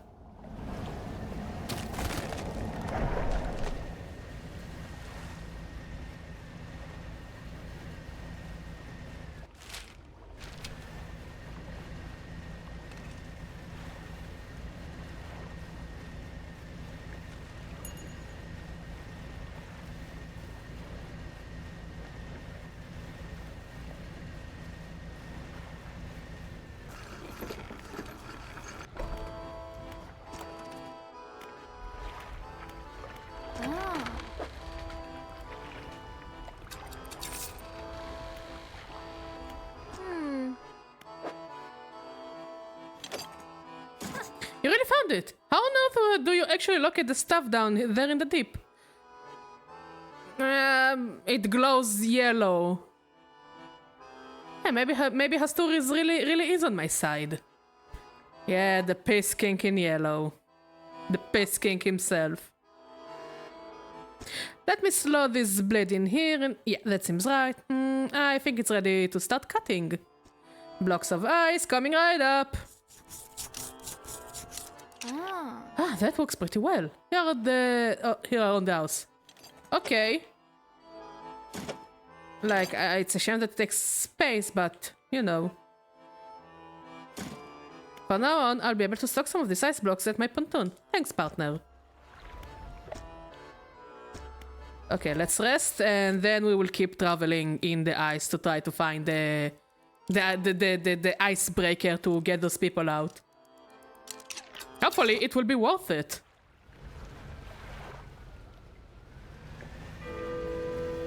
Yeah, fuck you, ice!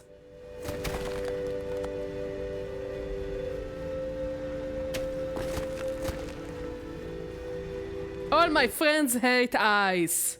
Actually, no, I fucking love ice. Yo, especially ice water, most delicious thing ever. It's like, I don't know what in my monkey brain decided it, but like, damn, if you give me like ice water, I'll be so happy. It's genuinely the most delicious thing ever.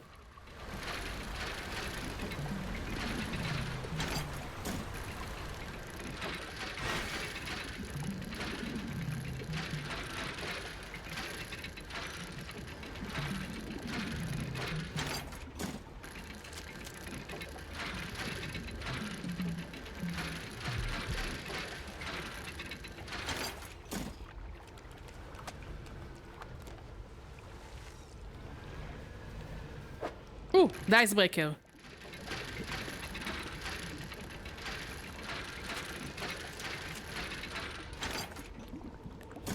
Okay, let's start with the captain.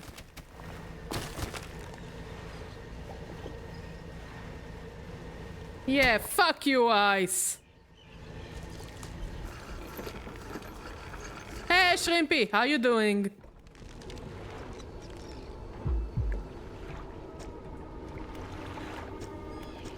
Break the ice. Do not risk breaking its senses through the ice, through the shadows. No hope. You strike hard against the center of the shard where the shadowy shape appears darkest. A deep crack chases upwards, cleaving away fragments that fall and shatter.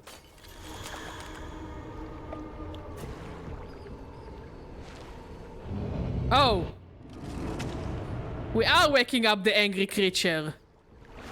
The structure spills open, split to its core. A glistening stone lies broken by broken shapes, wispy threads of starlight trailing from it.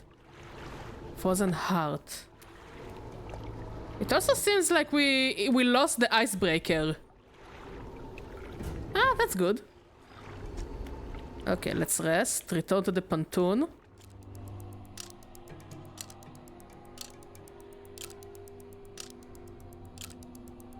And try to find the other icebreakers. Yeah, I'm starting to think it really is its mama.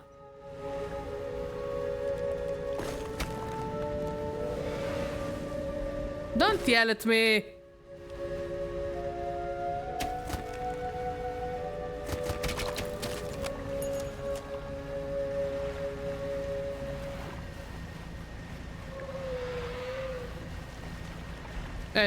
Okay. How come? Like, is your family making you, or do you want to?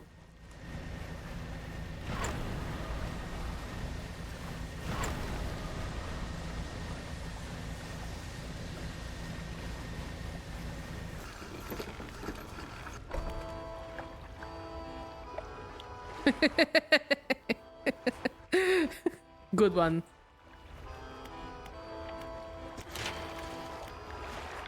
Oh, and we need more wood. Because of course we need more wood.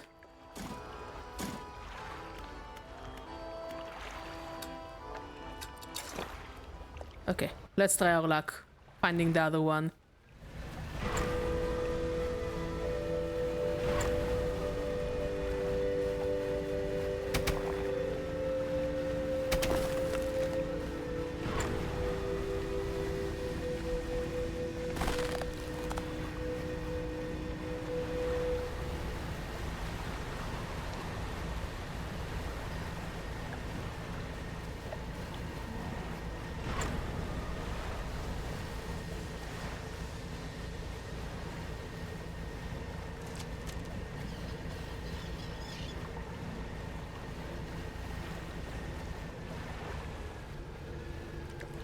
No, I think we have been here already.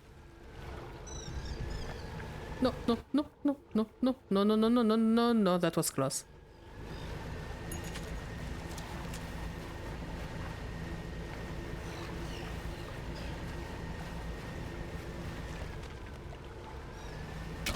It sounds like something that could be like Russian or like Eastern European kind of name.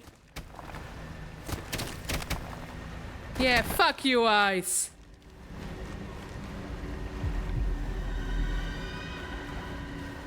Hello, Tiny.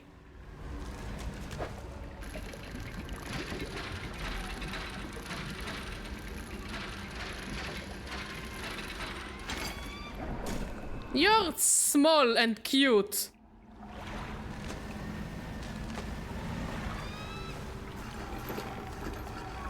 I mean, I played volleyball to at least like get attention from my parents, and since that didn't work, I figured like there is nothing really much I can do to like go back like we used to. So I go back to badminton because personally I loved it, and I kind of gave up on my don't do what your parents want. Just do whatever you want. Also, I don't like that the giant thing is looking at me. I don't appreciate it. Southern locust. I don't think it looks like a locust. Locust is a small fish compared to that shit. Ice shard. A spire of glacier ice stands in the shadows of the cliffs. Across the water, a monstrous visage peers from an icy tomb. A sound of anger lashes from within. Murder. Betray your men. Left us here. You sleepless god. Isn't that just a big iceberg? It's a big... No. We are talking to an iceberg, yes. The shit on the right has eyes and teeth. And I think we also saw its claws. No, I think it's a giant monster. I think it's the narwhal's mother. The voice abates. Wait. Your shadow. It speaks. Another shape. Please. Save us all. Find the axe. Undo this. The betrayer. Who are you? It's definitely a narwhal. Safety of the crew. Failed them. Should have. Cursed place. Find the axe. Undo this. The betrayer. What happened? The men saw lights. Southern cliffs at night. Captain and I would look into. We rode alone. He was restless, sleepless. We passed walls of ice. Finally arrived, the great horn into view. The words drift in, some carried away on the wind. Pulled ashore quickly. The size of it, the light, somehow we knew. Eyes were wild he was. Whispering, answering. I love volleyball as well, but maybe I'll just play just to have fun with some friends, or maybe even be a coach and no more tournaments and all of that competition in volleyball. Just do whatever you find fun, mate. It's okay. No one is gonna judge you one way or another. He said, it shows him, alone. Avert my eyes, could not help look upon. We fought, cold hands, an iron grip, breathless. Find the axe, undo this, the betrayer. What is that thing in the eyes? Yeah, the one that is looking at me right now. The shape in the eyes shrinks into itself. I know not. The eyes open, watching. Shadows of shadow through the eyes, yet more closed still. Wait, it has more eyes? It cannot rise. Break the eyes. Call the heart. Find the X. Undo this, the betrayer. Break the ice. Must not. Fully awaken the eyes. Close them. Strike the heart. You strike hard against the center of the shard where the shadowy shape appears darkest. A deep crack chases upwards, cleaving away fragments that fall and shatter. Oh, okay. So we're closing its eyes. The structure peels open, splits to its core. A glistening stone lies cradled by broken shapes, wispy threads, starlight trailing from it. It's part of the frozen heart, or maybe it has 4 hearts? You take the stone and leave. Let's rest. 2 more eyes. I guess we closed 2 eyes and there are 2 more eyes to go. Look at us, he's making sure we will sleep well. How friendly of this thing. I mean, I don't think it can hurt us. Yeah, no. So we need to find 2 more X's.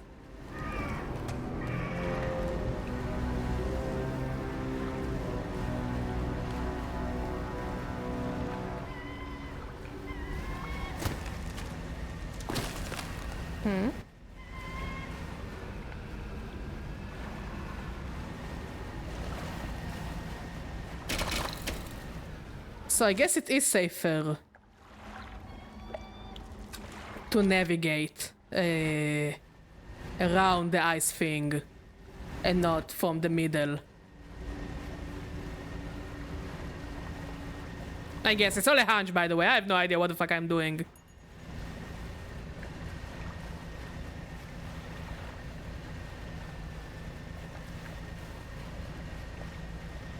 Also, I still haven't figured out what to do with this thing. With those black rocks. Yeah, that's a crab. Oh, I'm not gonna annoy the crab. I learned better than annoying the crabs.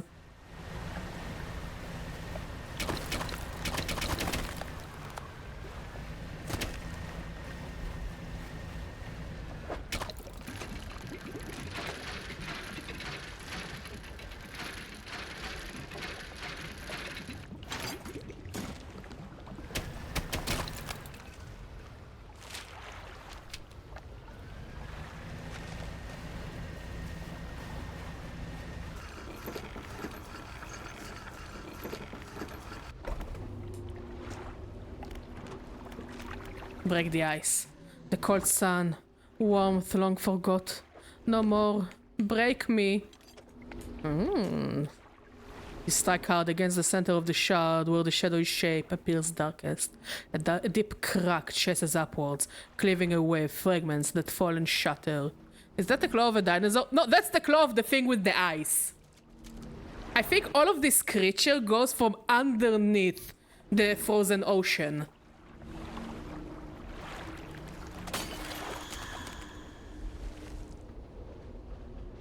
God, this game is so pretty.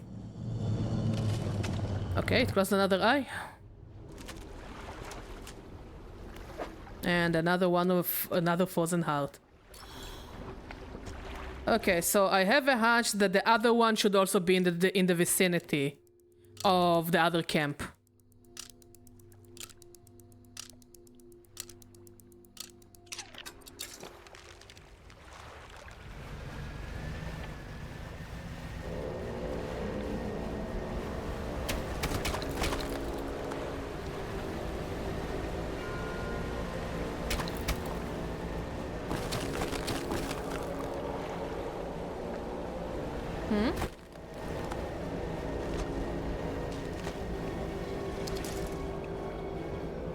Oh, it's a crab, it's a crab, it's a crab. I never learn.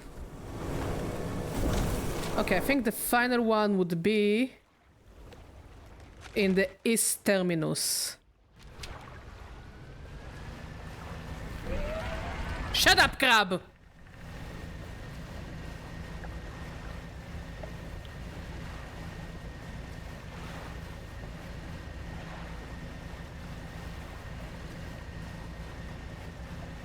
Yeah, I do think that traveling this way is safer than going through the areas where the narwhal is. Narwhal, narwhal swimming in the ocean, causing a commotion. Honestly, I don't think he's that awesome. Honestly, yeah. Because I think it deep down it makes you understand how tiny you are.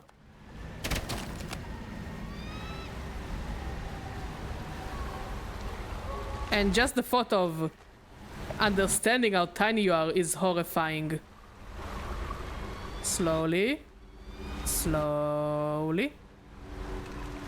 In the reverse. Ow! Exactly, yeah. It's... By the way, it's a very common fear. I think I usually get it when I'm next to really high... She beat you? I'm sorry, Maud. So yeah, I get this feeling when I'm really close to like very tall high rises. Those things truly make me dizzy. You okay, Maud? I'm sorry, Cat is an asshole.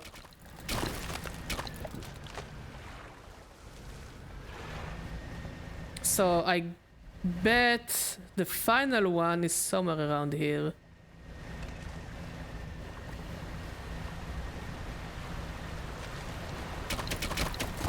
Yeah, I think I can see it actually.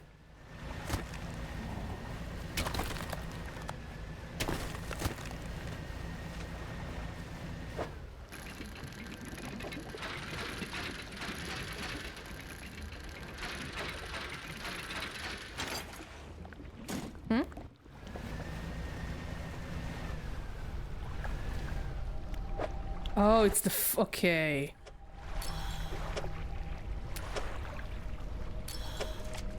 I have no idea if I'm doing the right thing or am I just gonna kill myself. Okay, let's go and save the guy.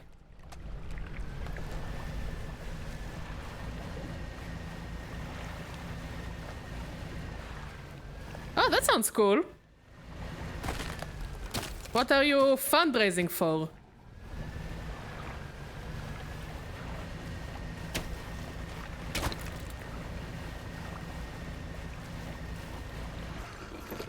Also, we are proud of you.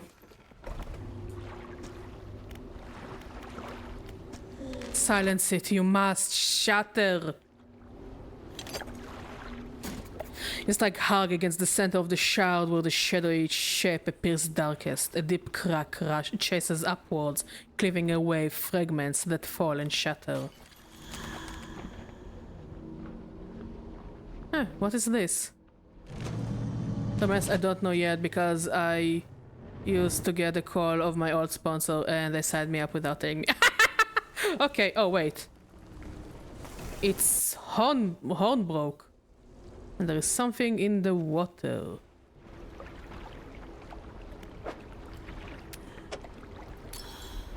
I don't know if it would be a smart thing to build back the heart, but... You know, they're just doing their job, I guess. Okay, let's build the heart and hope I don't fuck myself over.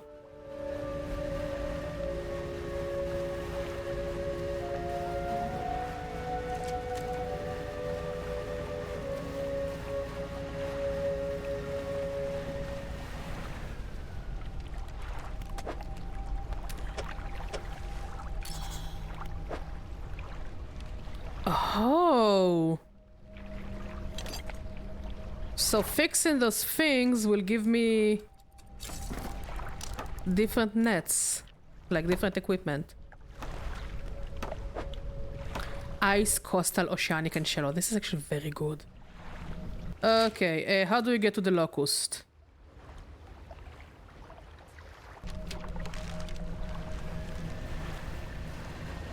Wait, first...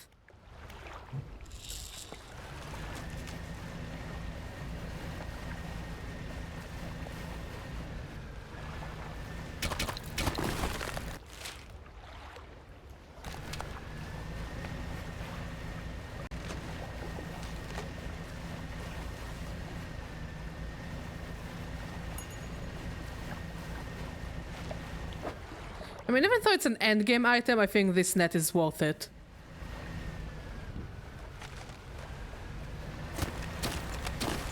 Okay, next we need to go this way.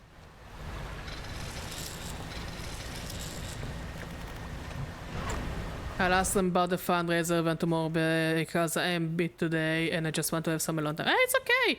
Remember, the most important fuck you can give a day is the fuck you give for yourself. Give a fuck about yourself. Take a shower, watch a movie, or watch me instead. I don't know. Do something fun for yourself. It's okay. It's legal. It's legal.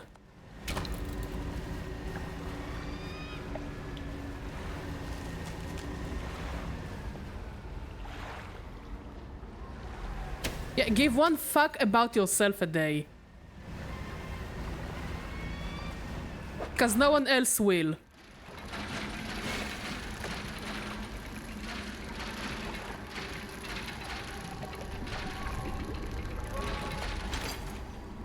Oros Anchor.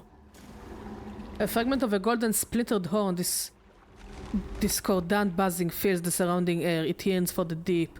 Cast this overboard to create a reusable two-way portal to Blackstone Isle. Okay, so it can return me to Blackstone Isle. So what's the difference and I guess it just won't use my sanity. Okay, let's go to Blackstone Isle. First of all, then we will rest. Okay. We will go fix the ship that I broke again.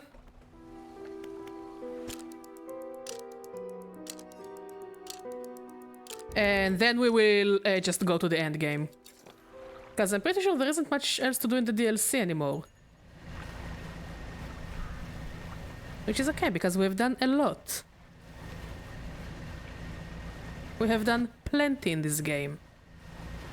Also, we will change our fishing rod. Even though I don't know if we will need the fishing rod anymore. Fishmonger. Oh, that's also a very big net.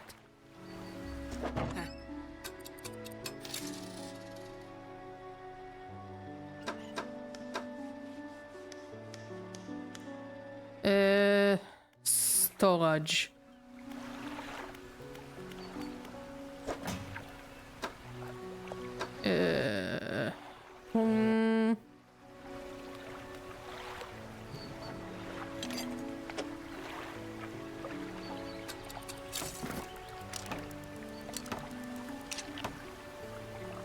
Yeah, much better.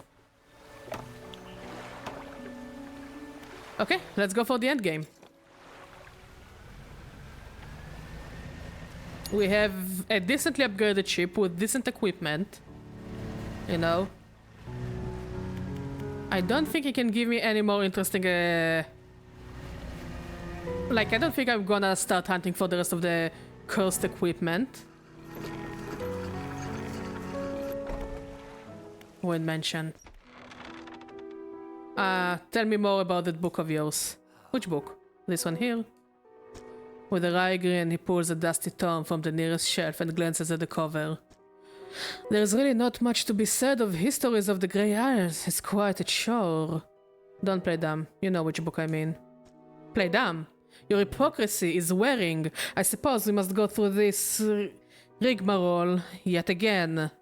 This Book of the Deep appears in his hands, shed in its dirty crimson jacket. Go ahead, ask us. Where did you get it? Sparkling dust motes hang in the air between you. Don't you remember? You were there. There around the book it begins to pulse rhythmically like a quickening heartbeat. So was she. Give me the book. Rods hang in the space between. You won't change a thing. The book is ours. Step closer. You take a step closer through the crackling room. The collector lurches forward in response. What can you possibly hope to achieve? Take the book. You strike out with your right fist, punching hard into the jaw of the collector. His face shatters and falls to the ground. What the fuck? Oh, it was a mirror! We are the collector! Oh, that's cool. You're pathetic. The Book of the Deep is in your hands. Understand this plainly before you sink us into despair. I know how to bring her back. It's all right there on the pages, and now you have seen its power firsthand. We wield the power to release her from her slumber. We can undo everything. Undo what you did.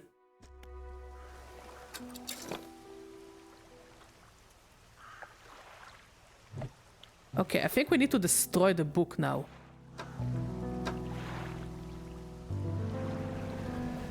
Let's go to the lighthouse. I mean, because we have time, we can also try to go for the bad ending as well.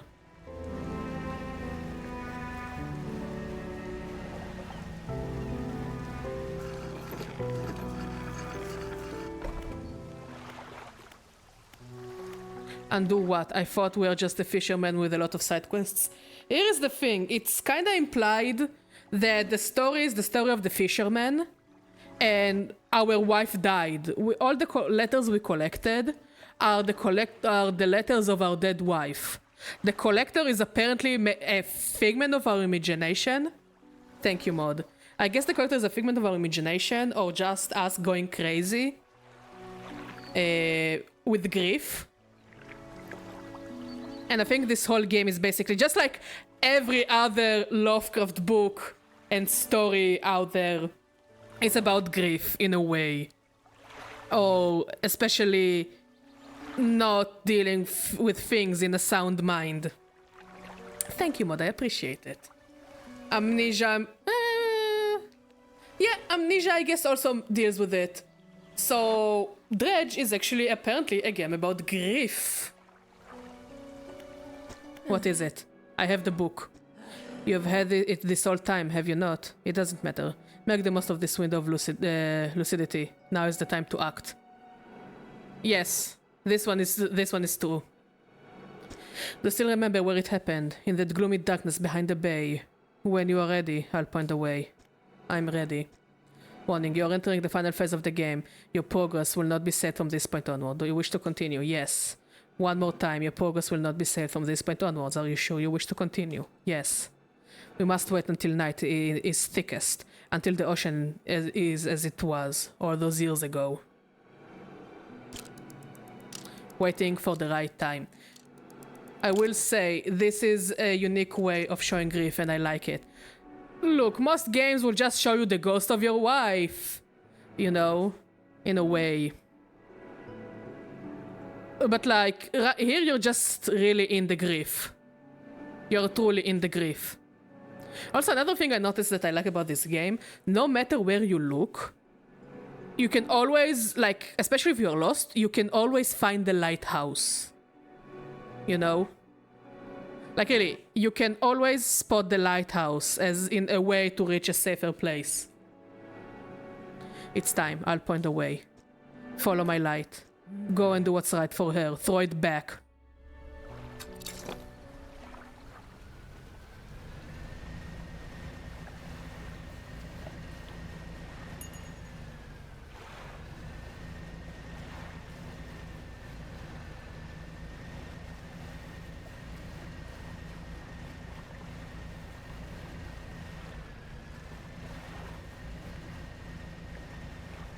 The realism with the logic lighthouse is amazing. Yeah. The symbolism, I think you mean. Yeah. The lighthouse is pretty much the location of the safer place because every other place we've been here in, it wasn't exactly safe. You know, even the towns we've been to weren't exactly safe.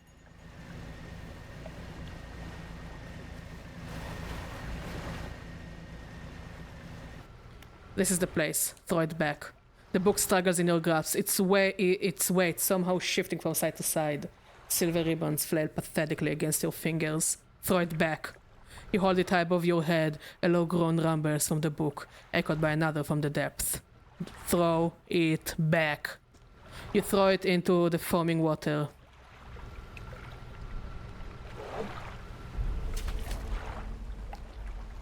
Oh. Boss fight?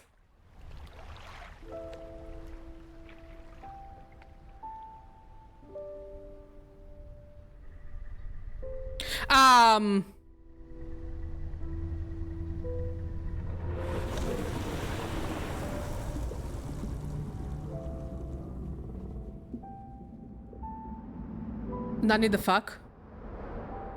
So I guess we were eaten by the grief. This reminds me of the first time I was in a boat, and my goodness, the amount of times I threw up is insane. I actually love boats. I really love boats. This is... Okay, let's see. Can we get to the bad ending?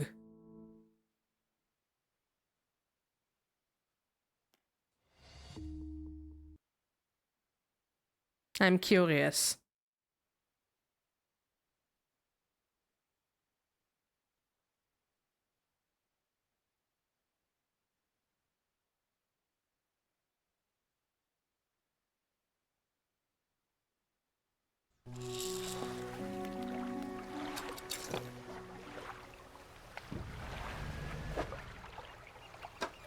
Can we go for the good ending, for the bad ending? I think it was either us moving on from our grief, or it's us being eaten by the grief. Because throwing the book is what gave us the power to move on from our dead wife. I'm ready. Let's make one final voyage. This time I'll be with you. I'm ready. Okay, let's go for the bad ending. Like, I really think the horrors we see, it's the trauma from losing our wife. Because from what I understood from the letters, we weren't really fishermen, I think. I think we were dealing with exports. We were exporting and importing items. I think this is what was our job, and we were away for our job. And our wife died while we weren't at home. And we were at sea for a very long time. And I think all the horrors we see, all the monsters we see, also I think why the woman, the traveling merchant, looks the same and always recognizes us no matter where we are. It's all in our heads. I think the lighthouse, I think this whole area is in our heads. And it's just us dealing with the grief. I don't think any of those people are real. I don't think any of those monsters are real. I know I don't want to opt out all into it's all in your hand kind of thing. But yeah, I do. It's like... I don't know if you played Hotline Miami, but many of the things you see in Hotline Miami are in your head. Specifically, a certain character is in your head. Why is it in your head? Because your character is experiencing the worst kind of grief. Whatever I don't think the traveling merchant was our wife.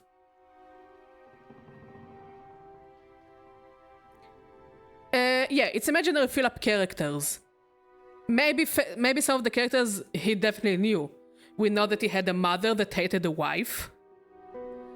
We know they had some friends when they had a wedding. I think it was implied that he was working in imports and exports. I don't think he was a fisherman by trade. Although that doesn't explain the giant narwhal monster. Again, it's a DLC. I don't think it's supposed to make sense. I think there is a third ending. I will look. I have the guide next to me. Okay, let's go for the bad ending. The relics are coming with us. We should wait for the fog to thicken. With luck, the sea will remain unaware of our intentions.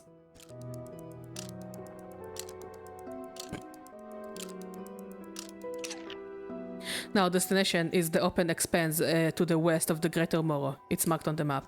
We must not tarry on the open waters, not with such a significant cargo. Make haste. His shape disappears from the mirror. A chill rises in your body as you turn to leave. The collector is with you.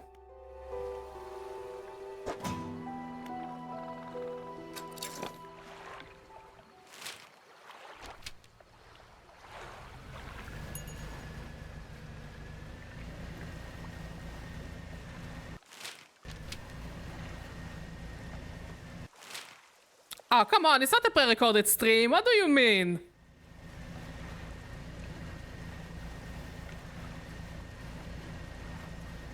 Badger is just very good at analyzing stuff. Of course you are, Bonsock. Of course you are.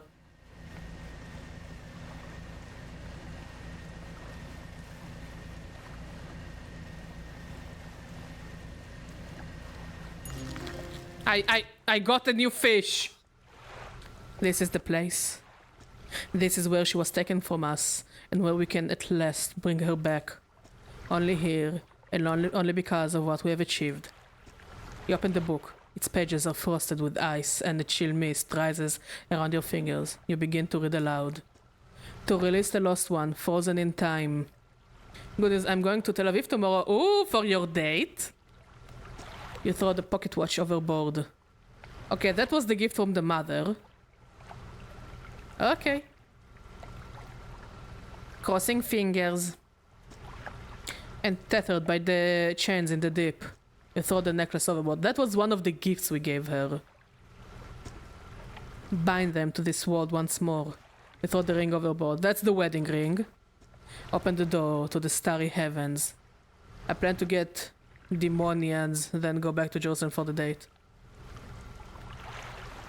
Demonias? What is demonias? You slot the key into the lock of the music box. Again, it's one of the gifts we gave her from our travels. Demonia boots. I don't know what it is, but good for you. I'm happy for you, Bonsock. And lay the weary world to rest. We throw the music box overboard. Its key left unturned. Okay. Again, I'm happy for you, sweetie. I really am. I think I'm just... No, I'm too old.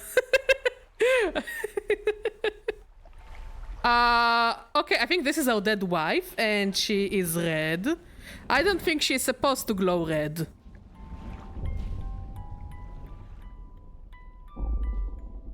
I have a hunch we're gonna be eaten by one of those fish that have a lamp on their head. All this...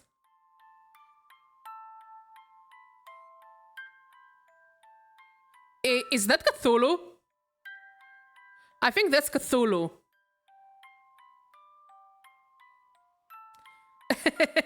Okay, if you say.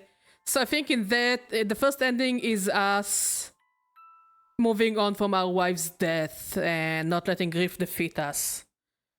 While this ending is us... Oh shit, everything is kind of fucked. Is us giving in to grief and giving in to madness. And as I thought, the city was and the lighthouse was supposed to be our safe place.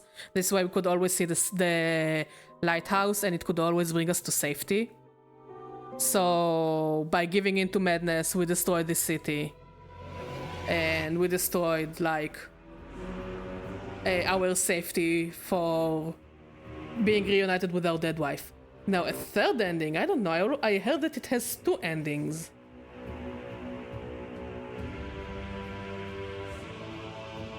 Let me see. Badger does the reading.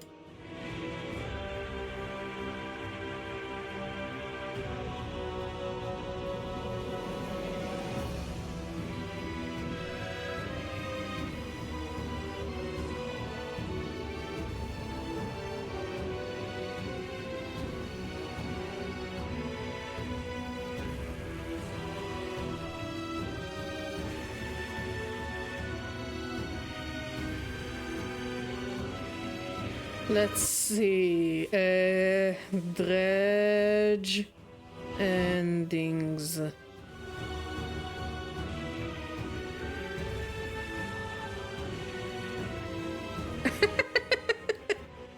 Don't be like that. It seems like there are only two endings.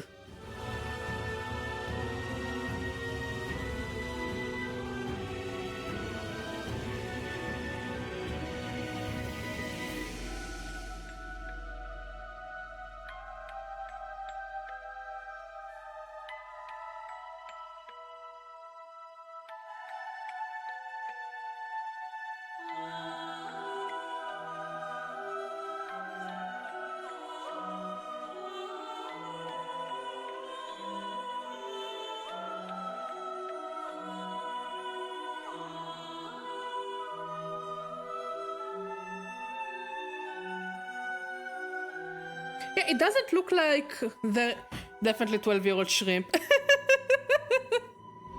Hey, it's okay, it's okay. Anyways, I think we're done with this game. Like, I don't really think there is more to do in it. I generally think we just reached to all the endings.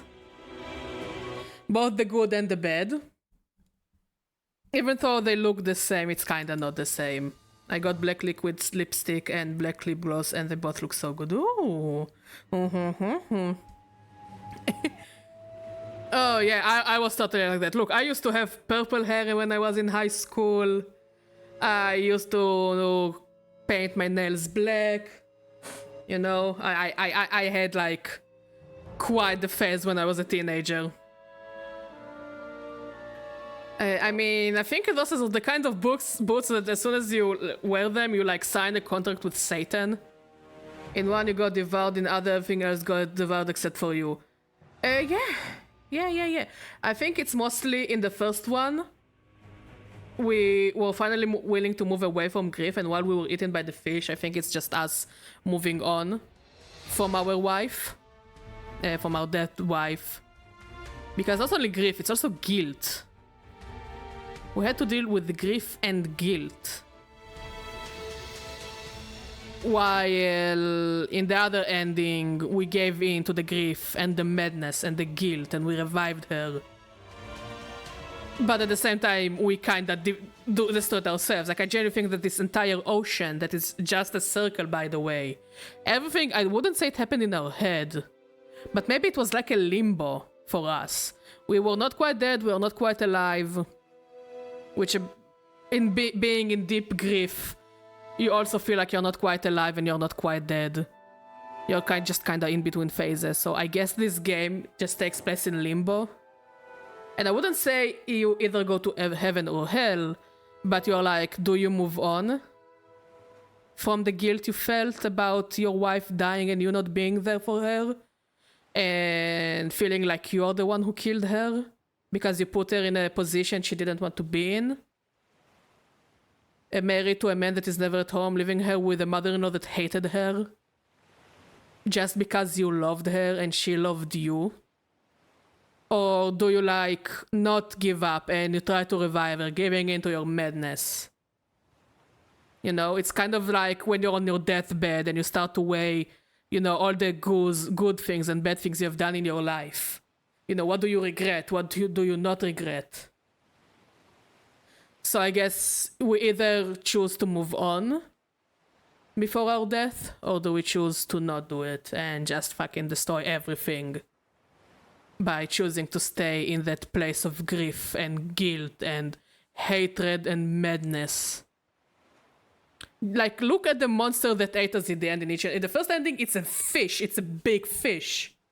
Like, I wouldn't say it's a leviathan, even though one of the boats we met did say that there is a leviathan in the water. Now, leviathan is actually kind of like the name of the creature you get in the New Testament. In the Old Testament, the one who ate Jonah, I don't know how you call it in English, was a big fish. He was never eaten by a whale or a leviathan. He was eaten by a big fish. Ooh, I'm gonna look.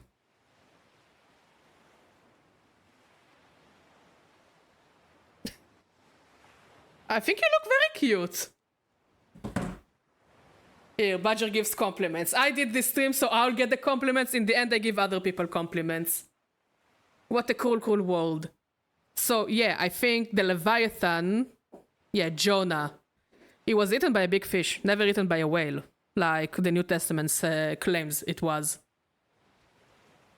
The hat?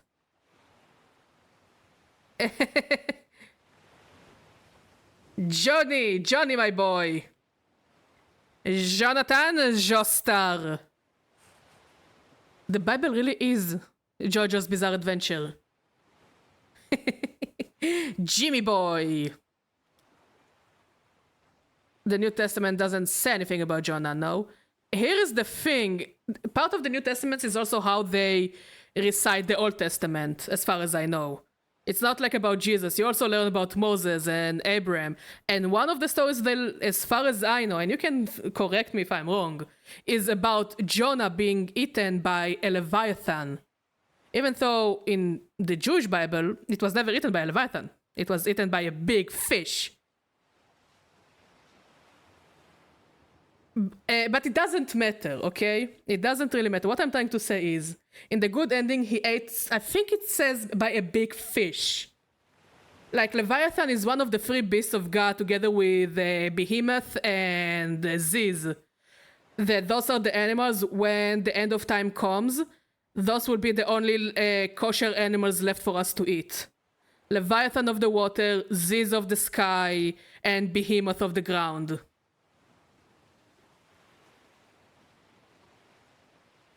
Really, many Christians I talk to actually believe it was a whale, but I guess it really depends on who you talk to and what interpretation they were taught.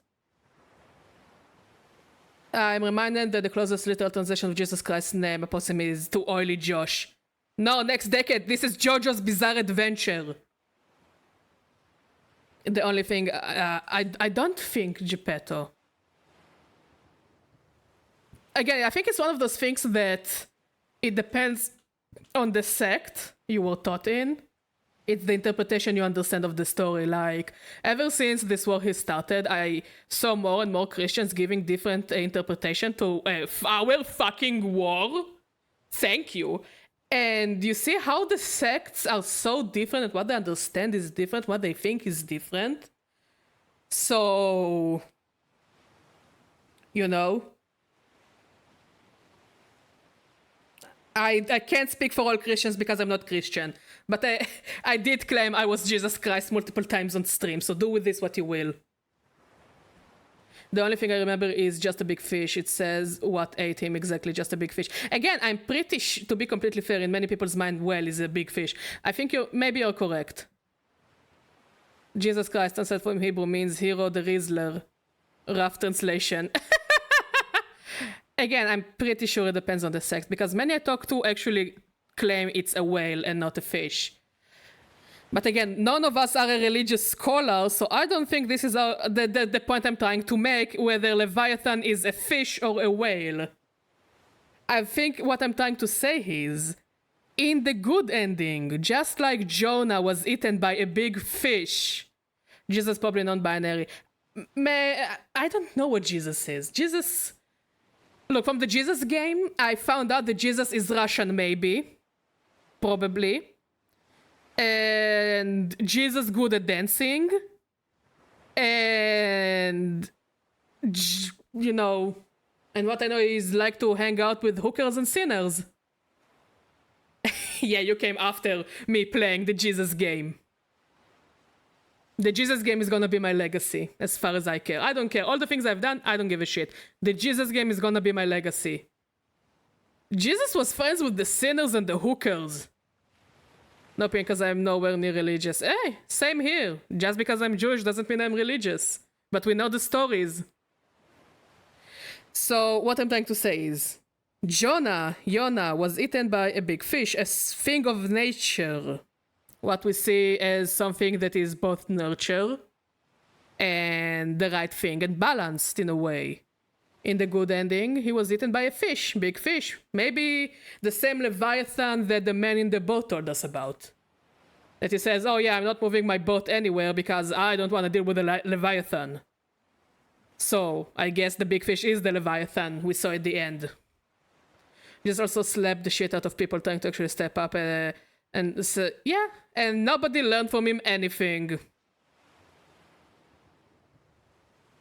And he destroyed capitalist establishments because they were in a temple. Physically. Can you call what they had back in the day capitalism? Wasn't it just monarchy and feudalism? In the bad ending, we were destroyed by something that is not. It was markets.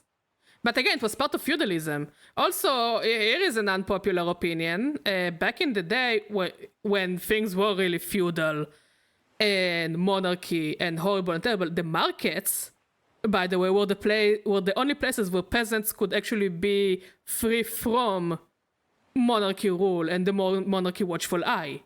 Markets were very important for peasants and field workers.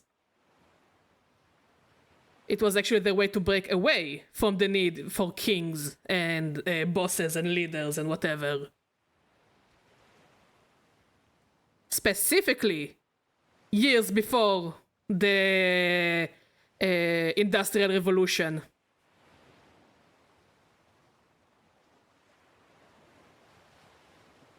And then the kings and the bosses proceeded to move to the market. Here's the thing. They wanted to destroy the markets. I think in some places they destroyed the markets and they did a revolution and they weren't happy about it. So they were like, okay, we're gonna let you keep your markets and you don't do revolution. And the people were all like, as far as I know, again, I'm not a historian. You can fix me if I'm mistaken. And the people were all like, bet. And up to the Industrial Revolution, they would do their businesses in the market, you know. Yes, they would pay tax. But, you know, they had some freedom, like the kings won't really meddle in their businesses. And then the Industrial Revolution happened, and the markets as we know them, or as they knew them, were destroyed.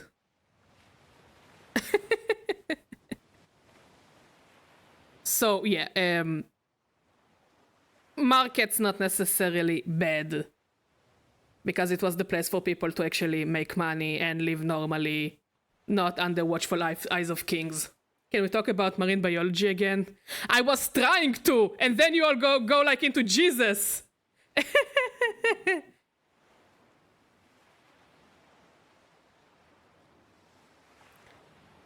So yeah. So yeah, the Leviathan, natural, good, balance. He reached his balance of mind, he moved away from his dead wife, you know, life is good and all that. On the other hand, in the bad ending, the Cthulhu thing, Cthulhu is a man-made thing by the end of the day. It was written in a book by a man. Not a natural creature like a Leviathan or a big fish is. And I think this is how the symbolism of him just falling into madness and not willing to move on. And not willing to give in, you know, just to wake up to reality. He is refusing to see reality as it is and just getting stuck, you know, in this cycle of madness and grief and grieving and and guilt, instead of just waking up to reality. Even if he's eaten, you know, in the end, Jonah did get out of the Leviathan. You know? So maybe the fisher guy is not dead in the good ending. Maybe he just needed to be eaten by a big fish to be like, mate, move on, wife dead, but life's good. It reminds me of that one gorilla meme. Have wife, be happy. Wife angry, wife L. Fight with wife. Wife dead, life sad. My hands are good.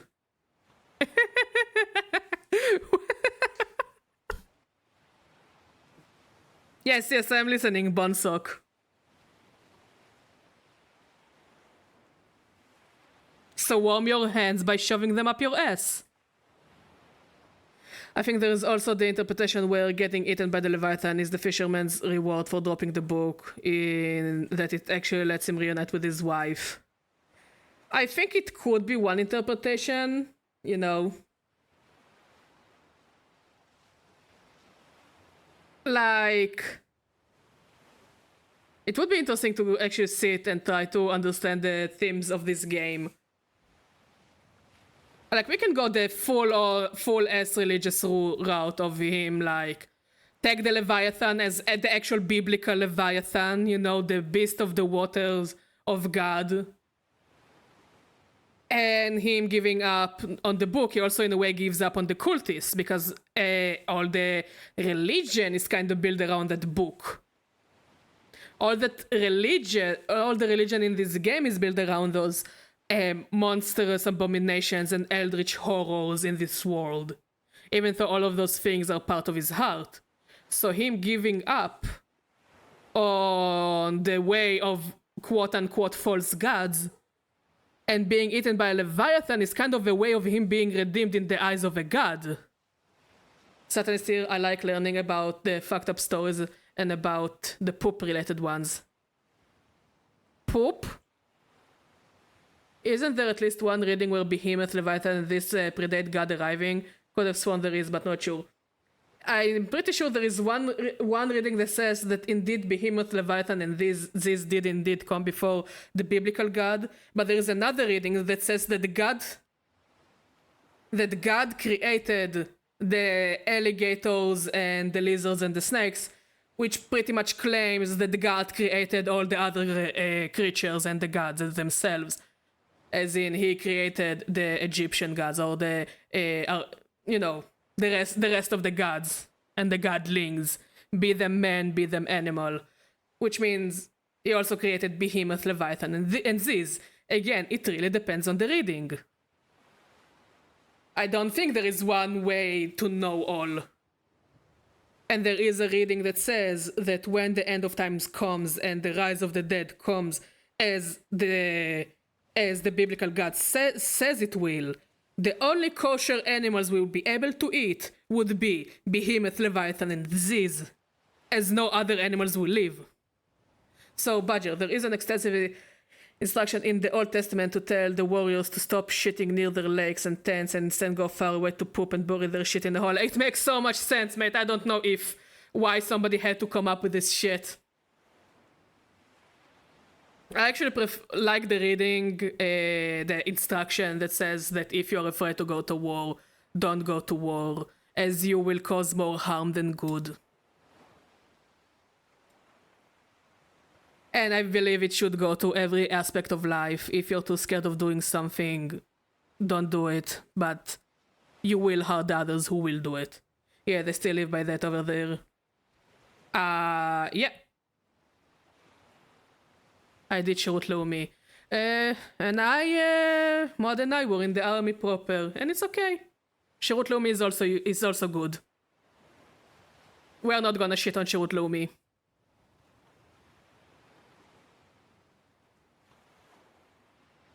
In Minecraft! Mod, right in Minecraft, damn it! Right in Minecraft! Then we're getting dark here. This is the serious stream, I guess. Instead of serious Sam, serious stream. Bitch, Shirut Leumi people are cooler than yours. I mean, we had a lot of fun at the Air Force. Not gonna lie. Again, I was in the Air Force, you know. All of us have issues and or gay thoughts. Most of us had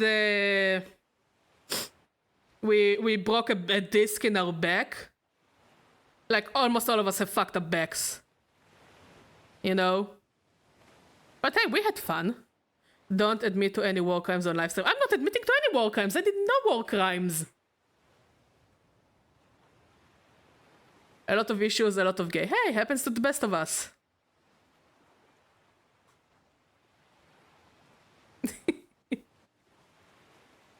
I speedrun it by getting minor scoliosis in middle school.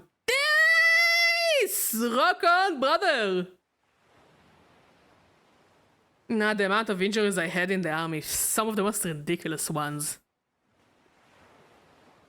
Like, I hurt my leg so bad, they were like, okay, you don't go home, you don't stay in the room, you stay in the lab. What do we do in the lab? We work with fucking heavy computers. Guess who hurt the leg more by working with the heavy computers? I have severe Tourette's and I got out of the army way before knowing I have it. Oh, okay.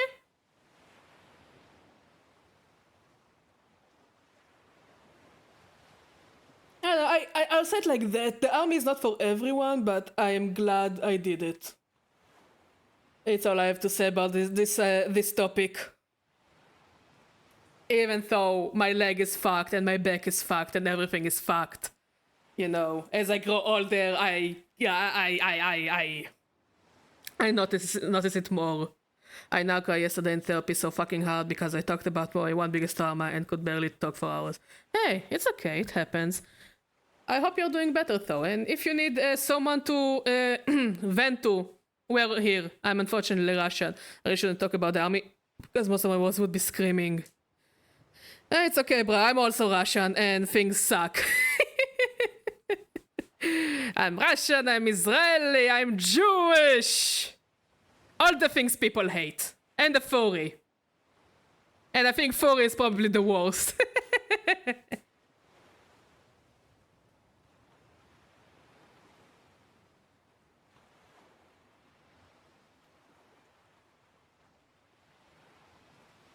I'm doing nothing about my Russian citizenship, it's just there. I don't think, first of all, Russian citizenship and Russian passport gives you literally nothing. It's probably one of the worst out there. So like, I didn't even check if I can do anything with my Russian citizenship because I just don't care. Really, I just don't give a shit. If anything, it locks things for you. Exactly, it makes things so much harder for you. Like, I think I talked about it with the mod. Like, mod is like, hey, can you do something with your Russian passport? And I'm like, why? Why would I do it? I don't hate myself. Not that much. You can burn it for fuel. No. Maybe I can make paper airplanes. It's the only flying that passport will ever do. Also, I don't have a Russian passport. Wait, don't you need to give up on your second citizenship if you want Russian citizenship? I haven't renewed my passport in years ago, so maybe I will somehow stop being a citizen? I think you can denounce citizenship at the embassy.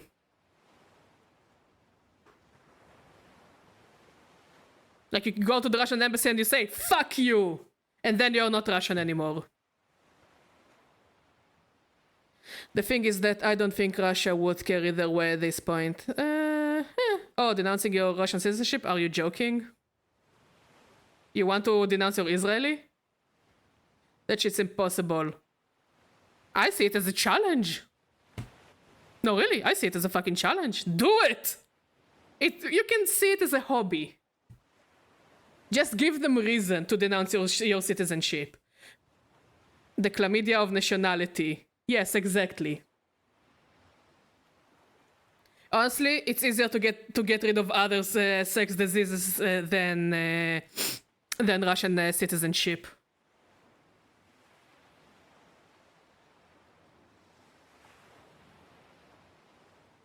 My kids won't have Russian citizenship, especially because I will not have children. Look, even if you have children, I don't think Russian citizenship move on to your kids if they don't live in Russia. Like, for example, I was born outside of Russia. I was born here. I don't think I don't think I have Russian citizenship. I think I need to go out of my way and request it. It does, but only first generation. So I might be eligible for Russian citizenship. I'll just get nothing out of it. I like hold this paper like that one meme from Gravity Falls and I'll be like, this is useless. I'm pretty sure I'm also this generation. Negative value, yep.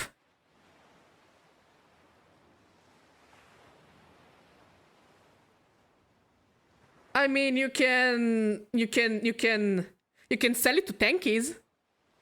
Tankies will take it. Like, I'm willing to trade my Russian citizenship for your citizenship, you know? And then you're happy, question mark, and I'm happy, exclamation point. I put eyeliner on the eye side of my lashes and I can't take it off. Congrats, you got a tattoo. By the way, didn't you get a tattoo? Oh, not yet. Because I remember you told me you are going to get a tattoo. Ooh! And how did it come out? You don't have to send a picture if you don't want, but how did it come out? Nice! Actually, I also want to get a tattoo. I wanted to get a tattoo for quite a while.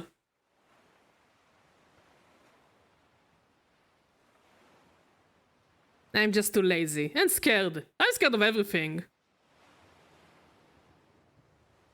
Needle scary. Man, getting a tattoo would be cool, but if I did, I would have to design it myself. Do it! Let's see.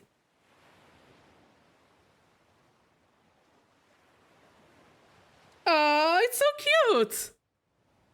It looks really, really good.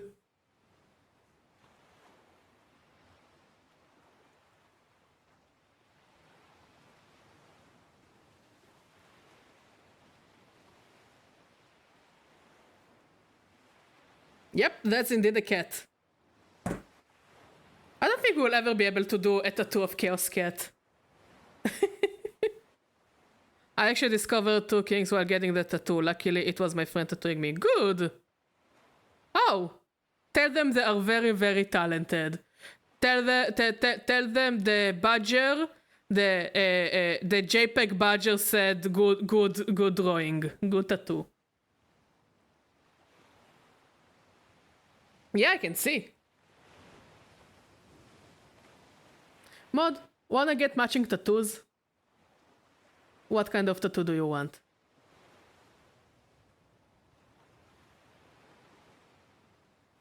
We can tattoo a 2-part dick joke if you want.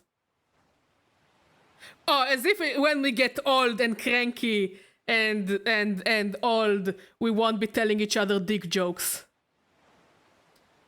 Yeah, I was enjoying the paint from the tattoo machine, then my friend told me I have issues because of it, and I like that too.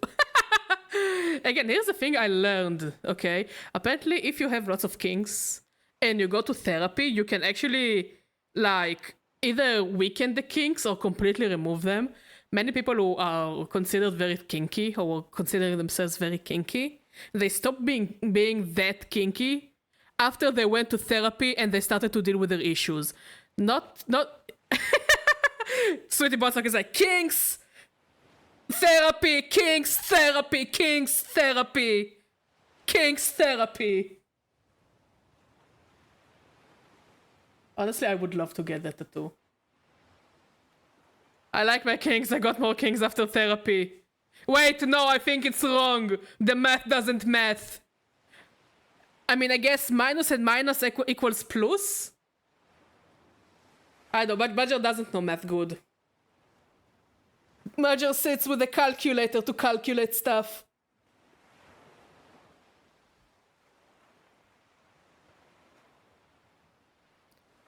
I think that it's less kinks weekend after therapy and more by dealing with their issues, they no longer need nearly as much happy juice to function. I mean, I guess? I don't know. Man, I'm not a scientist, I'm a badger. Definitely have more kinks since starting estrogen. That actually kind of makes sense. That one actually kind of makes sense. No offense, of course.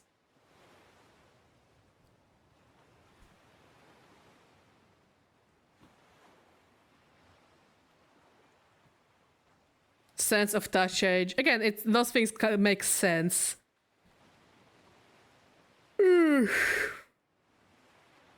Badger a bit ippy.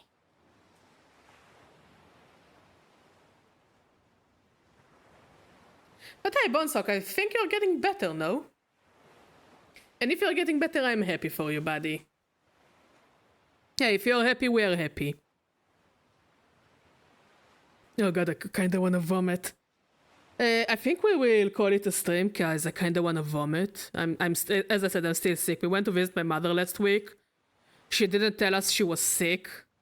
So both Maud and I are like down in the weather. Like, I don't sound like that, but I got the sniffles and I sound like you kill a fucking Dementor in Harry Potter every time I cough.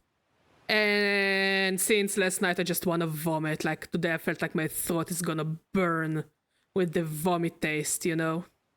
I end up in a weird situation where I've got a decent libido but absolutely zero desire to actually take part in anything. Understandable.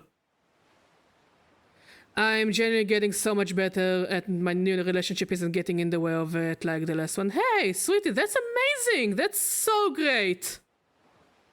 I'm so happy you're getting better. And I'm glad that you have a good relationship.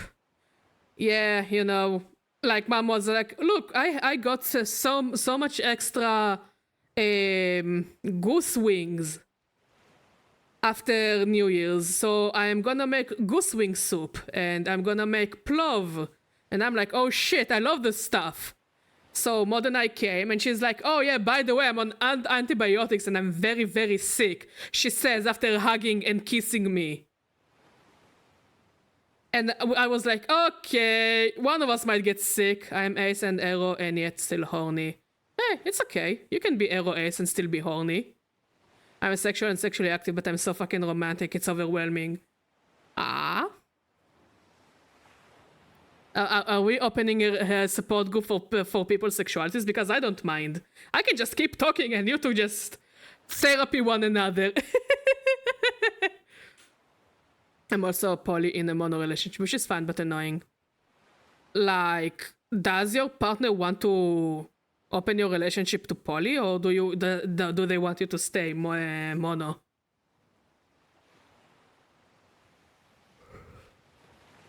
So yeah, we went to visit my mom. The food was great, the soup was great, but deep down we were like, don't get sick, don't get sick, don't get sick. Day later, both Maud and I already feeling down in the weather. And as the days went by, we got sicker and sicker. So Maud and I are sick. Somehow, luckily, I'm not coughing on stream, because earlier I did a very, very bad cough. Maud, I think, is doing better. And I'm just... I think the funniest thing is Maud got gifts for New Year's from his work. First of all, I monopolized most of the gifts for myself, which were socks. I took the socks. And they also gave him a blankie, and it's one of the nicest blankies I've ever had. I'm not sharing the blankie with him. Like, if he wants the blankie, I'll give him the blankie, but I think I took it. You can keep talking until you vomit, and then you'll probably have to stop the stream to wash the mic or something.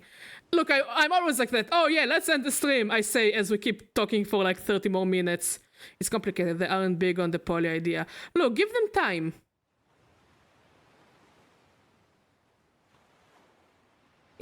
Badger loves socks. I fucking love socks. Socks is one of those things that I love getting, because it's also one of those things I will never buy myself. Like, why the fuck would I buy socks? But hey, somebody gives me socks as a gift? Shit, man, this is amazing. Mom just really wants a blankie. Yes, I love blankies. I think I also kinda monopolized the previous blankie he got from work until it stopped being as cuddly. 3 blankies? This is the 3rd blankie?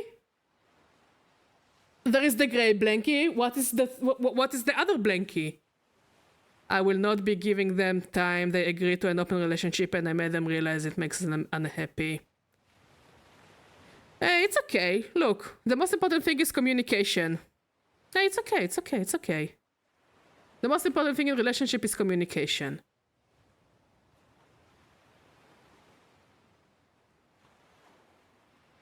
Certain socks are just amazing to have. Personally, my favorite sport eye socks. I hate sport socks because I have very thick legs.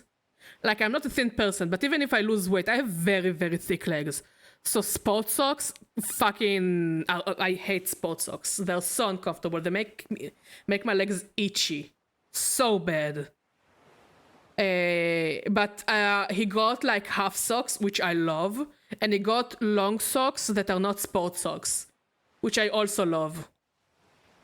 Hey, if you get a lot of communication, it's amazing. I want to drink, but I'm gonna be drinking with my partner on Sunday. So you can drink today and you can drink on Sunday. You ate breakfast yesterday, you don't eat breakfast today? This is also what I say about sex. We had sex yesterday, we don't eat sex today? Legs itchy? Are your legs hairy? I'm a badger, of course they're itchy. I don't really use that blankie as much. Again, I don't use this blankie as much.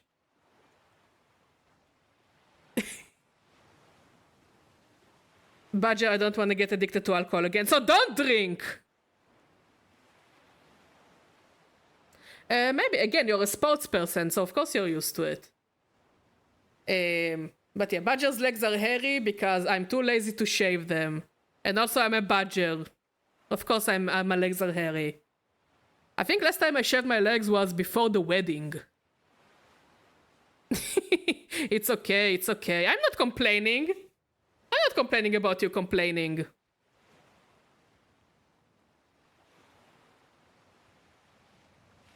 But here's the thing, even if I will shave my legs, sport socks are still uncomfortable to me.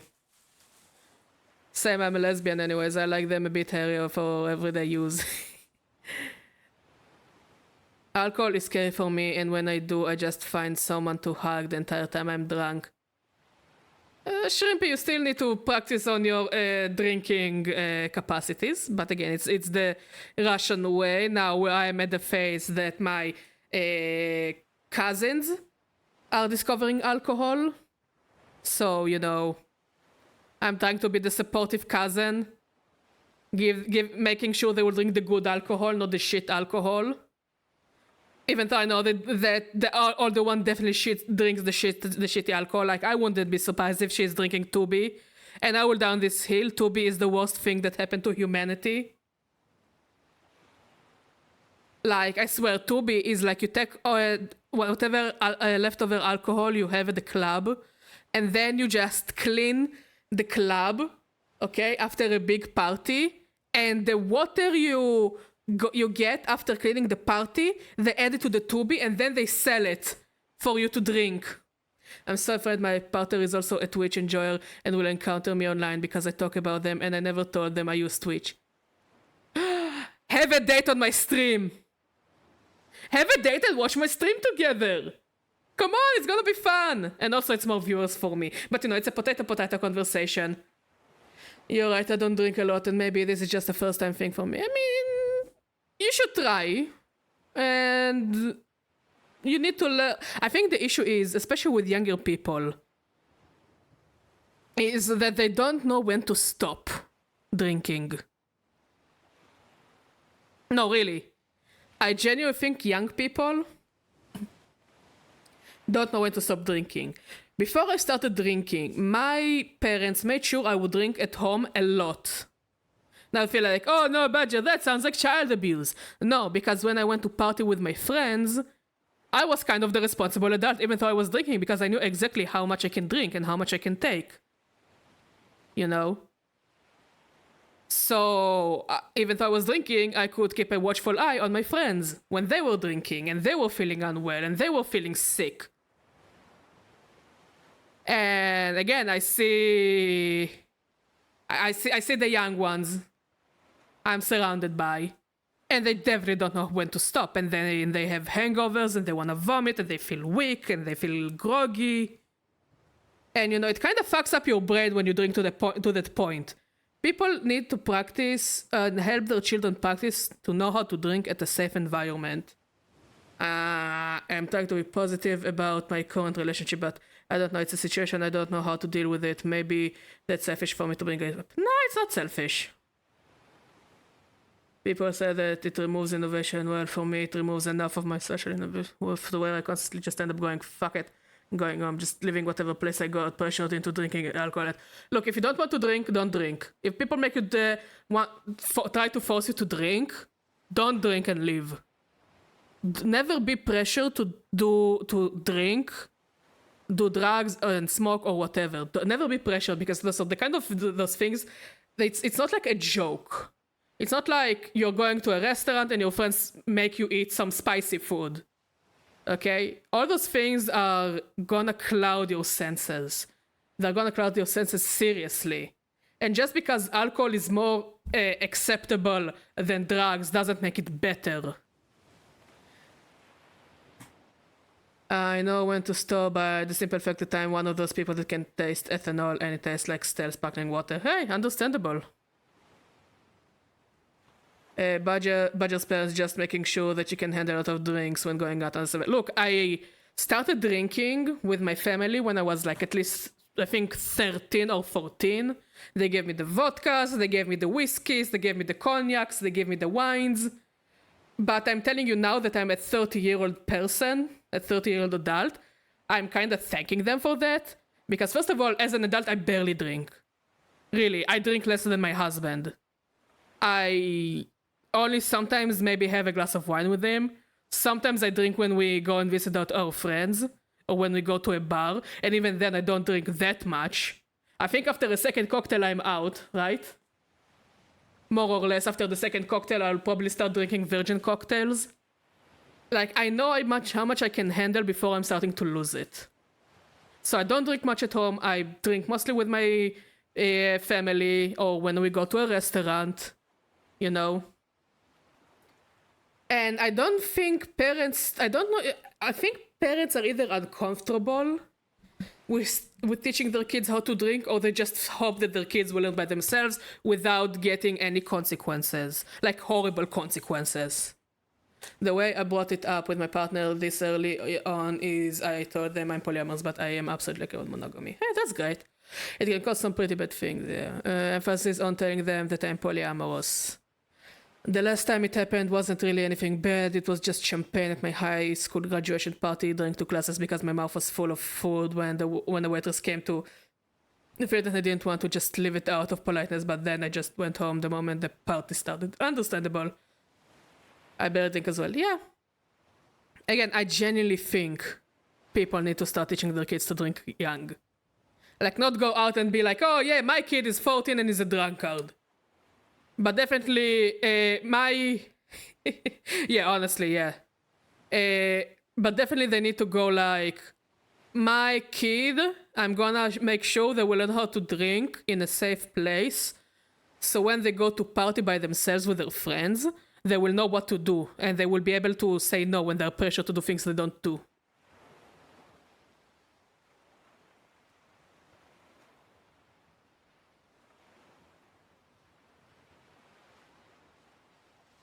Like, again, I see kids. I see